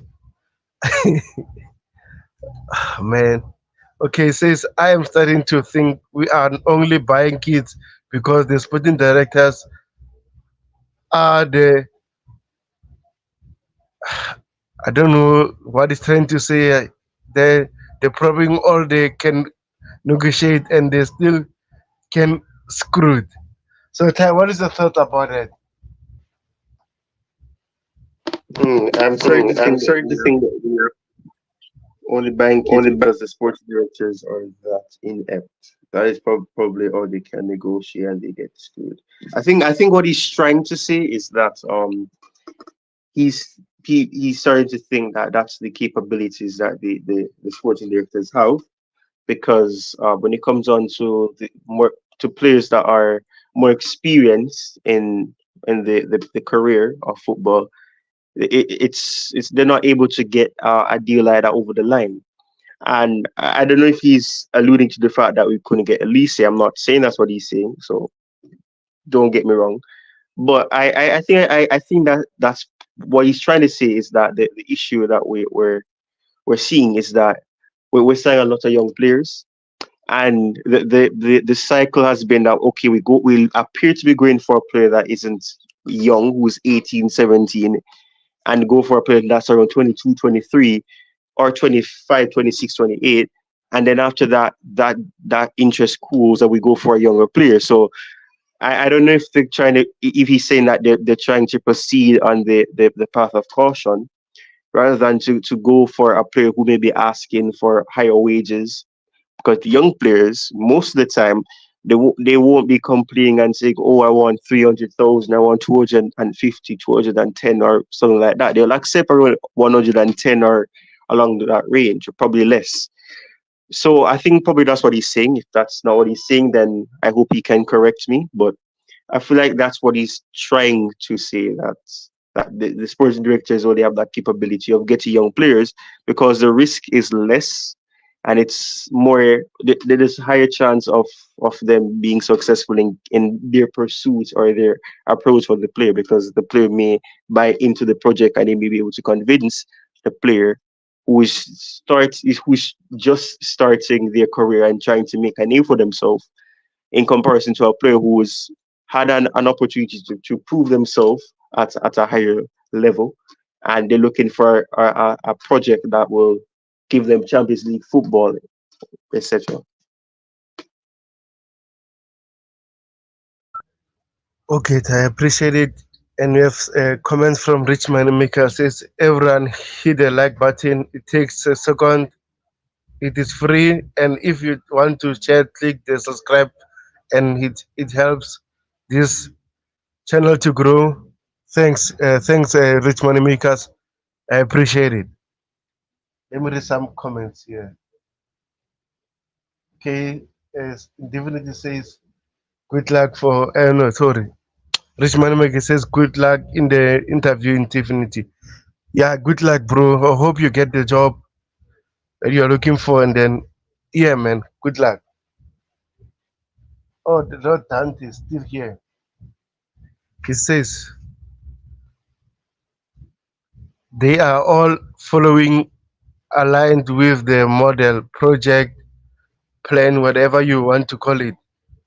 The owners board have in place for all their sport portfolio, which has worked and proven to be successful. And I agree with him. I don't want to say Pogo Stanley or Stewart are not able to sign top the class players because they can't sign them if the owners won't approve it. So I think they need to work aligned with the new board and new portfolio, new structure that they're telling them to do. So at the end of the day, if your boss tell you to do this, you'll do it. So I understand Dante what he's saying there. Okay, man, using a phone sometimes it's not helpful. Says big up to you, legend. I have to go, but it was a great panel to chat. Yeah, big up in Divinity. I appreciate it. Also, guys, please remember, 7 p.m. UK time. Ty will be doing a live stream to talk more about Chelsea system and everything, and new way to play under Enzo Maresca. So please, guys, be there 7 p.m. UK time. Let's support him. Also, Ty again, congratulations, being monetized. I know it takes a hard work to do that. So congratulations, bro.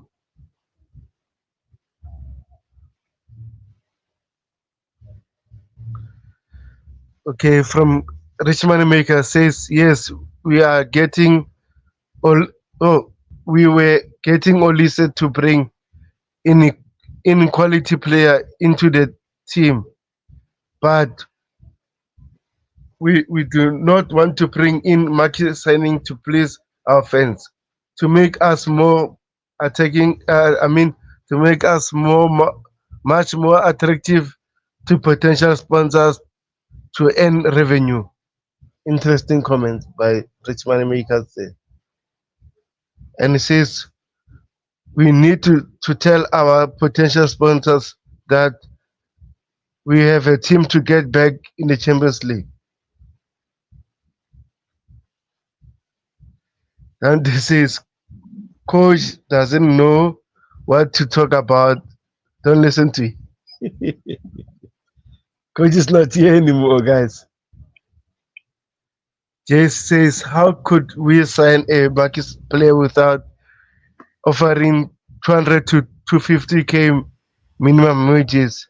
That's that's the comment That's of the the day comment for of me, the honestly, what Jay said right there. Go ahead, Tubeho. If you want to follow up on this comment, you can follow up about it. It's okay.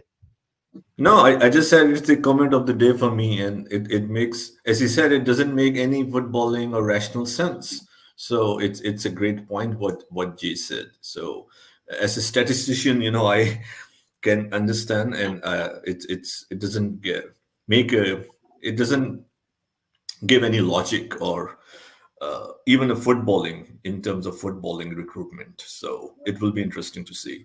Yeah, final boss Kuchela, thank you so much. Thank you so much for the support, and again, thank you for being here. It was amazing.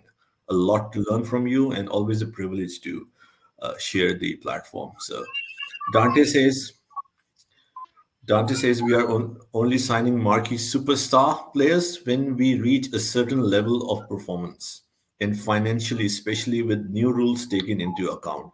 Yeah, it makes sense of what we were discussing. So if and when we do sign, then this is how it will be according to Dante, and I agree with him. Yes, it takes time. Sorry, yes, it takes, yeah, time and begins with the high prospect youths, but when it comes together, we will be in a position to compete, dominate for a longer period of time. Yes, that is the plan, Dante, right? That is the understanding, that is what they are working on. That is the intended uh, footballing plan. Will it work? There are questions, I would say. I won't say that it is as simple as it is being put out there. I do have reservation, but yes, I agree with you. That is what they are doing. Only winning makes a lot of money and attracts sponsors, endorsements. Correct, Dante? Dante says the following: only winning. Yeah, I have read that. Oh, sorry. Yeah, he said also in terms of superstars that we can attract in the similar way. So now we go after discussing all the different links, transfers, players, their profiles, and what we can expect will happen. We look at Euros, the in fashion in football right now in the summer. With Copa America, it depends what your taste is, what you prefer. So yeah, Group A, we are discussing about each group, and we'll take a look at the round of 16, whatever games have been decided. It's Germany. Julian Nagelsmann's Germany finished top of the group with 7 points. Switzerland, who I thought were really amazing against Germany, especially with the defensive setup, made it very difficult for German. Gave them a big test. A lot of questions were asked. So yes, Switzerland finished second. Hungary, yes, finished third with the late goal against Scotland. It was controversial. I mean, especially the penalty. It was, in my opinion, not because I'm in Scotland, but because objectively, it was clearly a penalty. I think it was ridiculous, right? That the referee didn't give it and the VAR didn't even check it. It was embarrassing, I would say. So, but Scotland should have done better. Yes, a proud performance in this campaign, but a lot to be desired. So Scotland are out with being bottom of the table with 1 point. So, Tebeho, give your thoughts on the games, overall games, and do you agree that this is how it should have been based on the merit, based on the performances? And what do you expect from Germany and Switzerland moving forward? To be honest, I think what can I tell you now is that Germany will progress further in this tournament in the last 16, and then they did well in terms of the host nation to be the top of the group. As you said, they had a tough test against uh, Switzerland, and they almost lost that game. So it was a very tough game for them, but also they managed to draw that game. So in terms of how the table look, I'm not surprised that Scotland are at the bottom. The way they approached their games for me was not good enough in order for them to win this game. So I'm not surprised. And it's still with Hungary, they finished third, but the way they approached their game also was not even good enough for me. So they have a slight chance to go through, but also if they have a best third point, I mean the third place position in terms of, on their log after the all the group have done. So I don't know whether they will progress or not. We'll wait and see. So what about you, Ty?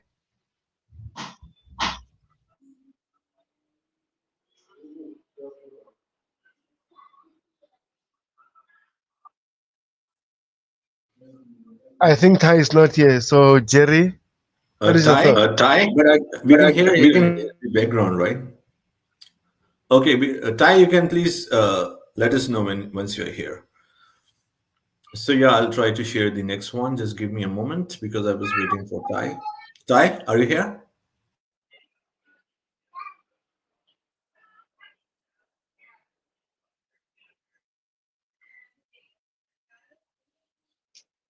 Yeah, so until I share the next one, so I'll just say, yeah, it's interesting. A lot of competitive teams. This is the beauty, as we were discussing before the Euros, when we were giving our thoughts and analysis on the group. I think both of us agreed that this looks to be one of the best Euros with the competition that we have. And yes, so I'm not surprised by the standards, the performances, and yeah, I always believe that Euros are the best international tournament, better than the World Cup. I've said that before. It might come as a surprise to a few people. And the reason I'm saying that is of the overall competition that you get. Of course, the iconic teams like Argentina, Brazil, and other good teams around the world, they are in the World Cup as well. But at the same time, we have so many other nations that may or may not be that competitive. So what I'm saying, Euros, in my opinion, being the best international tournament, is as far as competition goes, we have unbelievable competition because of first of all having only 24 teams in this tournament and having the best 24 European teams. So I always enjoy it. It gives for a great watch. Almost all of the games are competitive. Of course, there are a few games that are not. So this is amazing. And of course, the atmosphere and the hospitality in Germany has been second to none. It has been an absolute privilege to watch. So I'll share the group B in a second.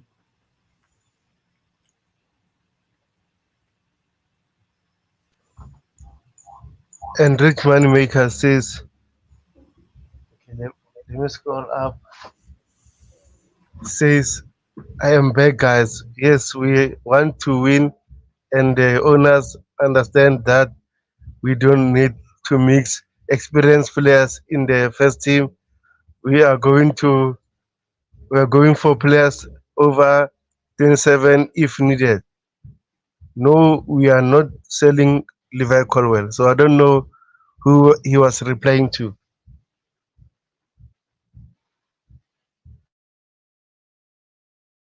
Okay, so Group B, Tobago, the group of death.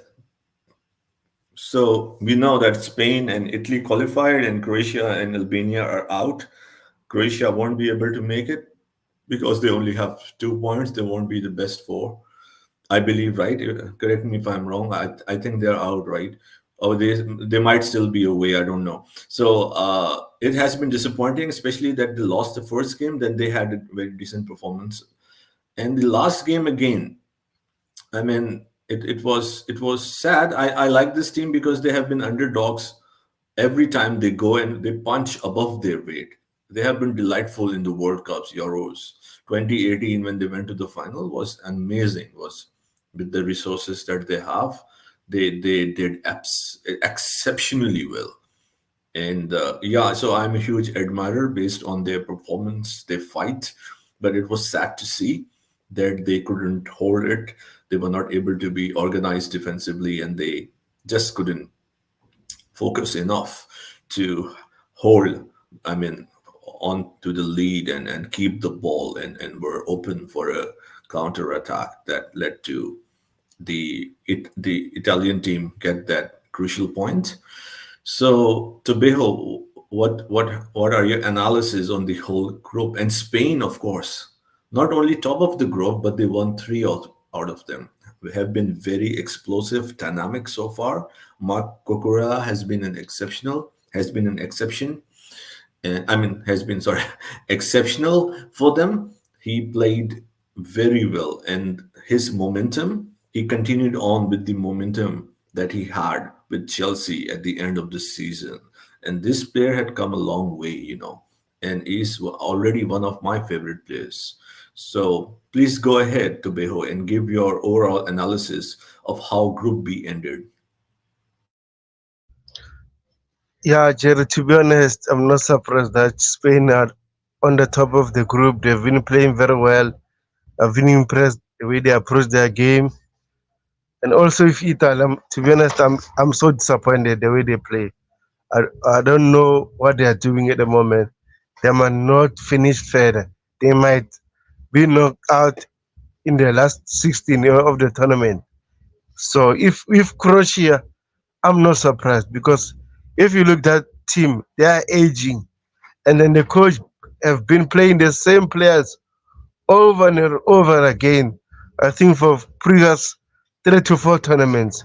So that means still the coach doesn't do well with other players. Why can't you bring more young, fresh players to the tournament? Why can't you do that? He's busy playing the same players that played 4 previous tournaments. So that means doesn't have a good style of play depending on the same players over and over again. So with Croatia, I'm disappointed, but I'm not surprised. As soon as I saw their lineups in each and every game. With Albania, I'm not surprised. They are the lowest ranked team in that group, so they didn't do well in that tournament. Sorry for Amanda Proga. Yeah, it was it is, man. So I'm not worried. So are you worried? No, no, I'm not.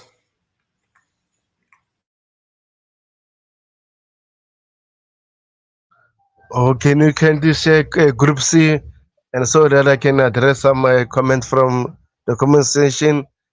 Dante says, "Rich, no, lol. Who are you speaking to? Telling you this?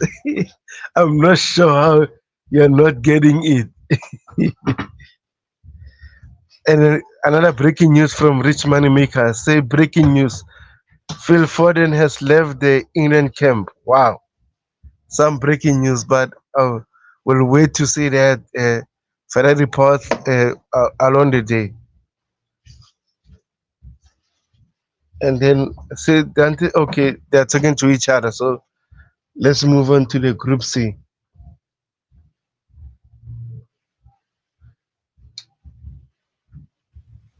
Yes, so Yes, Group so C, Group C. not a surprise, I think, that England topped the group, followed by Denmark, Slovenia, and Serbia. I was expecting much more from Serbia. They have a good, talented squad, but they, in my opinion, they underperformed. Slovenia showed glimpses, Sesko. So it was interesting. But overall, if you see, all the sides were, I won't say balanced, but they canceled each other out, and England did enough to top the group. But as a statistician, I would look at five. Okay, like we saw Spain top the group, Germany top the group in the previous two groups. Germany had seven, Spain had 9 points. So I would always analyze top the group. Okay, they got the job done. Very good. It's great. You progressed. But seeing the points is five, 1 win and two draws. It's not convincing. It's not appealing. It's not something you showed dominance, or you showed real signs of control. Not only in terms of points, as I said, 5 points, 1 win and two draws, as well as the performance. And also, this is, with all due respect, and relatively easier group that England got. So yes, the performances, in all honesty, it's not me. I think it's 90%, I can safely say. And if you see the analysis in the media, in the mainstream, in the private channels, also I talk to a lot of English fans. It's very negative, right? It's a lot negative. So people are very frustrated, and they have huge question marks on the management. I have to repeat, on the management or the coaching of Gareth Southgate. So, but if you see that he does enough most of the times to progress, as was the case in World Cup 2018, making it to the semifinals. Last Euros, making it to the finals. So we also have to see that should be appreciated or not is a fine line, because then again, as an analyst, you look into different variables. Luck of the draw. At times, if we have to be honest, England had a very good, I mean, very easier draw to go to the finals, semifinals. Okay, that is good. That is part of the football. But the performances have not been very convincing, right? They just do enough to hold on to it. So, in that regard, there are criticisms, and I believe they are valid criticism. And most importantly, if someone wants to understand why all these criticisms are there, the most important point in my belief, in my understanding of football, is the English national team on paper, if not the best, is perhaps the best two team in the world. Yes, in the world, you heard it correctly. So when you have such a talented squad from the forward line to the back, the best midfield, the best wingers, and although the defense is a place where they are not the best, I would say, in the world, but you still have Kyle Walker, Stones.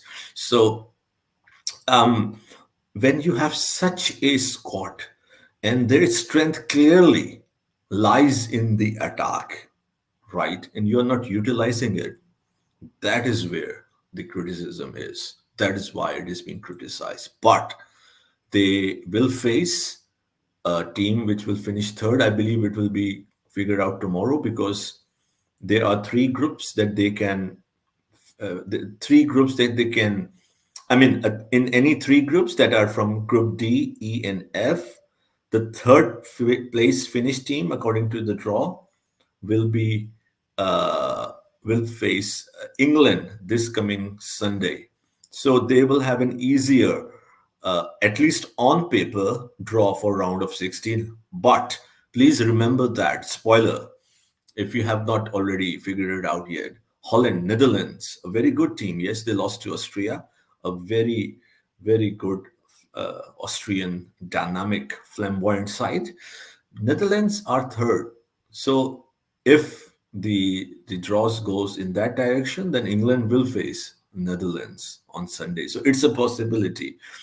Denmark, they they have been good. They were really good against England yesterday. A lot was left to be desired. They're still a good team. I think they can do better, or perhaps the expectations are huge how they performed in the last Euros. So I think I was expecting a win from them yesterday. They did play well, but not really to their potential. So yeah, it will be interesting to see. And yes, because we are talking about this group, so the host Germany will face Denmark on Saturday in 3 days in the round of 16. That will be a very interesting game. So Tobeho, please go ahead and give your analysis on Group C. You can continue. There's some background music, and then we'll talk further. Let's go to the group stage, last 16. Okay, okay. There's some audio issue, right? There's background noise, so I don't want to disturb the stream. Okay, no problem, no Okay. problem. Just give me a second.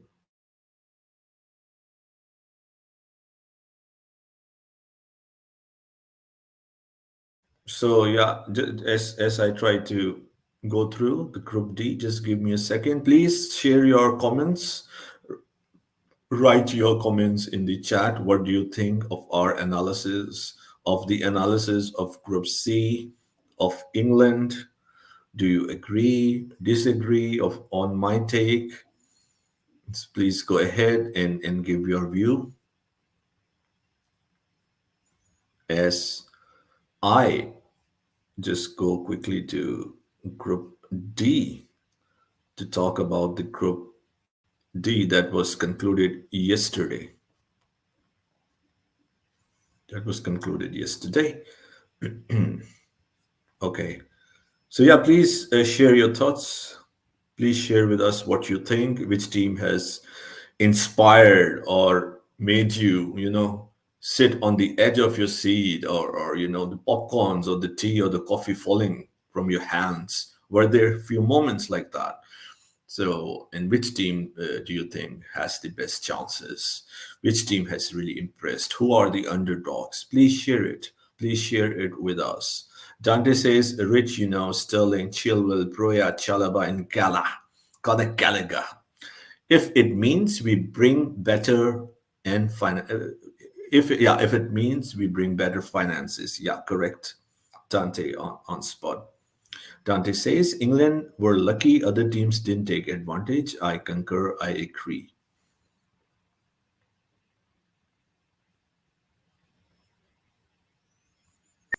Okay, you can share the group G, Jerry. Absolutely, sir. Absolutely.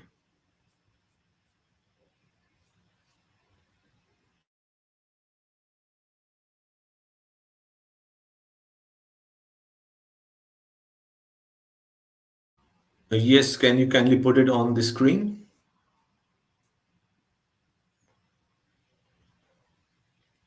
So this is Group D, the group of Tobago, I would say, right? The group of Tobago. And why I said that? Because in the prediction, Tobago predicted the exact finishes from 1 to 4 in the same order that you are seeing on the screen. Austria surprised a lot of fans, I would say, finishing top when you have the likes of the mighty, the favorites, France, Netherlands, very solid team. So France finished second, Netherlands third, and Poland finished bottom.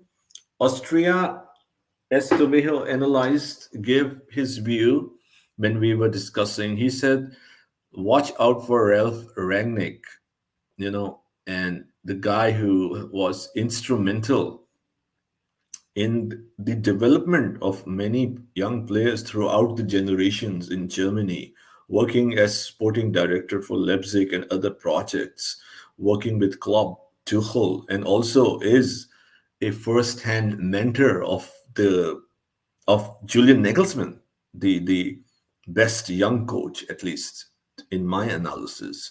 So yes, his contribution, especially behind the scenes, you can say, because he's not coach who has like been a head coach of bigger clubs. He was an interim with Manchester United. I believe they missed an opportunity to have him as the sporting director. So Tibiho mentioned all of that. And yes, so the performances were amazing. Austria has, if you have to ask me, the team that has been most exciting, at least to me, has been Austria in the entire tournament. The way they attack the play with flair, aggression, intensity, coordination, also tracking back of the ball. They it's not that they are just in attacks or they are open. They have the plays, the pivot, and their fullbacks to be in the position to cover the spaces. So far it has been delightful. I have really enjoyed Austria and France. Although I still believe they are the favorites based on the last many years, with having Mbappe, the best player, in my opinion, the best player right now in the world. Kante, I would say, Kante is magic. If someone who is magic in reality is Kante, he is playing as good, if not better, than he played in the 2018 World Cup. Two man of the match performances. Griezmann was missing yesterday. I have to see if he'll be available. What happened to him? I didn't go, analyze or checked into that, but I still believe. Yes, France have been very underwhelming, but they have the mentality. They have done that. Yes, they lost the World Cup final last time, but they have big players. They have a professional setup. They are well integrated. Yes, it a lot is to be desired, but I still think people should not write off France. Still, I would say the one of the most, you can say, one of the favorites, if not the favorites right now, a team that can grow or historically have shown they grow in the tournament. Netherlands, yeah, it will be interesting who they face, because they can face England, they can face any other team who top the group. So it will be perhaps a very strong opponent for them in the round of 16. Dante says Austria are solid. I had them second behind France. Dutch don't rate that much. Yes, that's correct. So Tobejo, go ahead. It's your group. You called it. You called it to the core, and you called it correctly. Yes, yeah, I said it. Austria might be the surprise package in this group. The way they play under Ralph Ragnick, it shows that Klopp, Thomas Tuchel, and Julian Nagelsmann, they learn from their best.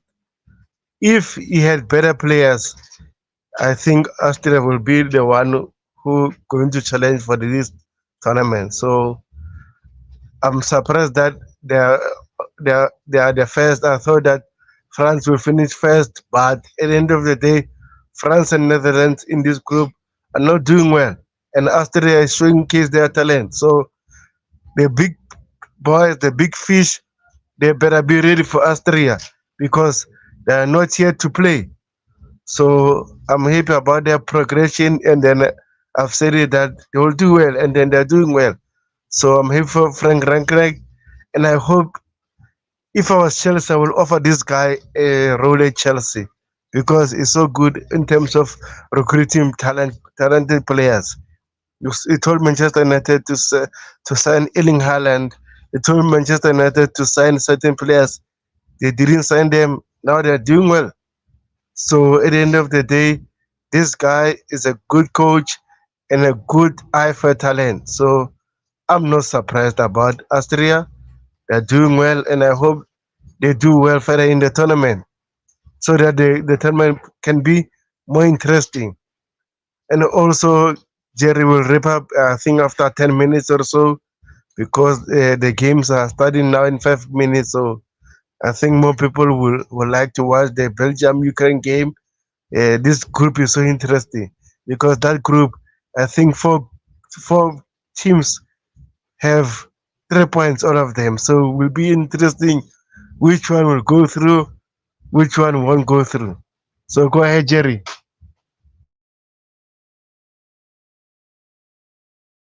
Yeah, absolutely. Dante's Romania will be playing. So best of luck to Dante and Romania, who have played very well so far, especially the first game against Ukraine. So we'll be backing Romania for sure, especially for our beloved, for our brother, for our friend Dante.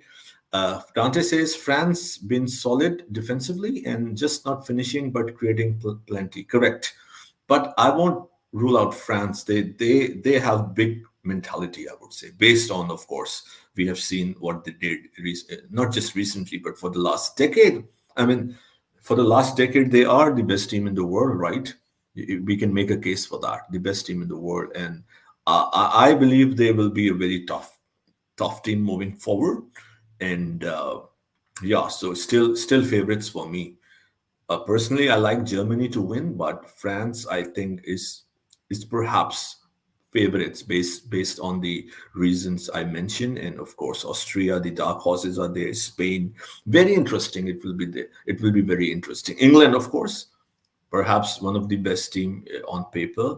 We'll have to see who they will face in round of 16. Luck of draws. Will they eventually play to their potential? So still, there are a lot of teams who can win this tournament. Of course, I didn't mention Portugal and other teams, so it's tournament open for anyone to grab, or from now onwards till 14th July, show their potential and capitalize on a great run. That's what it is in a knockout tournament. So yes, we will wrap up with potentially just discussing the fixtures that we know for now. It has been a great stream with a lot of discussions, a lot that we covered with our final boss Coachella, Ty on the stream, and all the our beloved friends on the panel who we will give a shout out to as we wrap up the show. So can you share this? Yes. So right now, because there are few actually we are waiting to conclude the entire. Sure. Take care, Dante. Please go ahead, and best wishes for the game. Best wishes to Romania. Thank you so much for tuning in. Thank you for your support. Thanks a lot. Have a good evening, or I would say early morning in Australia, in Melbourne, Australia. So yeah, so as we know that we have to wait for group EF to conclude, right? And then only we will know the entire round of 16 fixtures. So Spain is waiting, as you can see.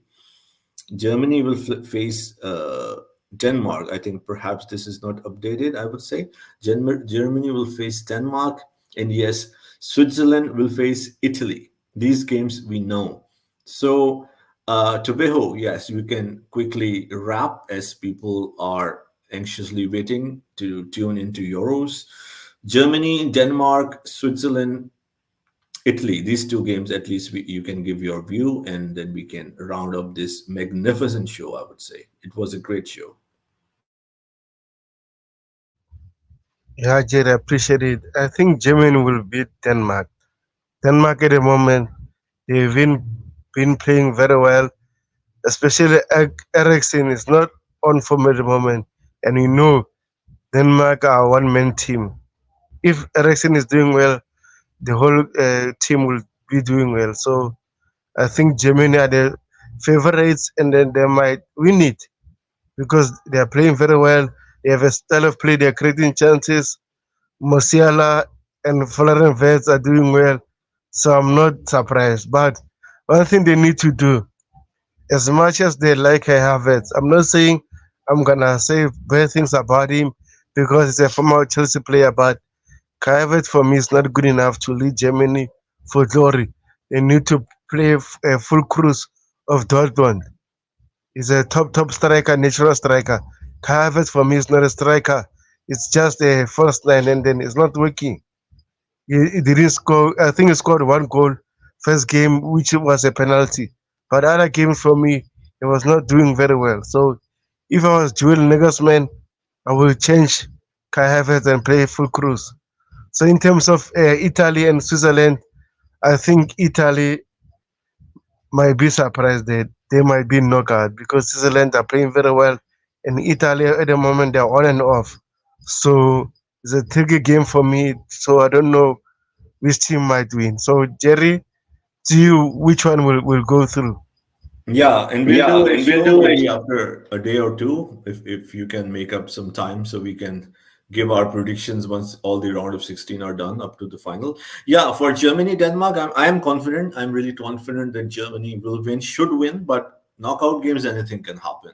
Denmark are not at their best, but in any event, Germany are in a good momentum. Yes, they suffered in the last game. They have been phases where they were not good enough, but I personally think that is good before going in a knockout game because the first two games they basically ran through their opponents, right? So it's important. It's important to suffer, to go through difficult phases, challenges. So they have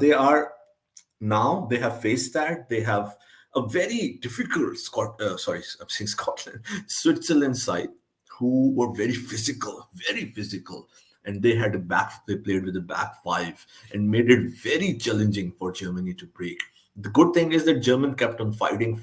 They did well overall. In the final third, there was a lot to be desired, but they still find different. Uh, they tried different things, going wide, many times, and again trying to work from the middle. Musiala working in tight spaces. So they tried different things, and so eventually they scored. Yes, it was not really convincing, but this is a knockout tournament. You don't see teams to win convincingly from the start to the end. It is normal. So I believe Germany, if they are focused, would beat Denmark. They should beat Denmark. And Switzerland, Italy, I believe that will be a very tough game. Difficult to call, but the way Switzerland played against Germany, yes, they do have the potential to cause, if you want to say, an upset, because Italy are the current European champions. So, yes, Tobejo, a great stream. And thank you to everyone, Rich Moneymakers, Indefinite, Dante, JC, Ty on the panel. Of course, the final boss, Coachella. What's the name? I forgot. Sianka from South Africa, our beloved brother. And perhaps any name, if I missed, you can always uh, mention. And last but not the least, my brother, the great South African Tobeho himself. Thank you, sir, for having me and for this show. It means a lot. Yeah, Jerry. I appreciate it. Ty, are you still there? Yeah, Yeah, is that exactly. I was wondering. I I was was not wondering. I was involved not in it. involved in I was it. just sitting and Just waiting sitting and and listening. waiting. And Okay, so can you quickly run up and then tell the people that you're doing a show next at the I think 7 p.m. UK time. Also, give us your thoughts about the Euros, and then which country is your favorite, and then who should we look for to be an underdog? Honestly, my my underdog is now under the bigger dogs right now. So I'm kind of disappointed. I was rooting for Netherlands, but not Netherlands are in third place in their group, behind Austria and France, I believe. So yeah, but I mean the Euros hasn't. It's been very entertaining. It's not been boring. It's not big the favorites winning all the matches. Germany obviously have done something. They've managed to win games. Or come back from losing. So it's been an entertaining Euros. I honestly I would have wanted to say Netherlands to be the underdogs to look out for, and they still could be because they do have quality. I mean, they were unfortunate as it relates to losing to Austria, but they they were my favorites as the underdog to win the competition. I would have predicted Italy the last Euros and they did win it. But I'm gonna stick with Netherlands still. But I still believe that Austria is a team to really watch for sure. And also, as it relates to the show that I'll be doing, the stream that I'll be having later on, it will be at 7 p.m. UK time. It will be on the Chelsea Blueprint, and that's a play on words. Blueprint. It's be a discussion on the current recruitment model, the new model that Chelsea have put in place. That will involve the discussion of the wage structure. We look at the fact of well, we may mention players like Olise not being signed, other options not being signed due to the fact that we're trying to have a stable wage bill. So it will be a stream that I hope will be enticing. It'll be a good discussion, I believe, and I hope. So yeah, 7 p.m. UK time, Chelsea sessions, and obviously I would have shared a link before. But yeah, hope everybody will enjoy the Euros matches that will be well, I think they should be going on right now. So thanks for having me as well. And it was a good show, good discussion as well. Yeah, appreciate it, Ty. Also, Jersey, thank you. I appreciate it. Big Boss, Coachella was here. Thank you for your time. Also, Richmond Mikas, Dante, Siaka, Indefinity, Munez, everyone who got a chance to come here. Appreciate it. Lord Dante, you name them. Everyone, if you're new, please subscribe to the channel. Hopefully, we'll see you soon in the next stream. Up the Charles, guys.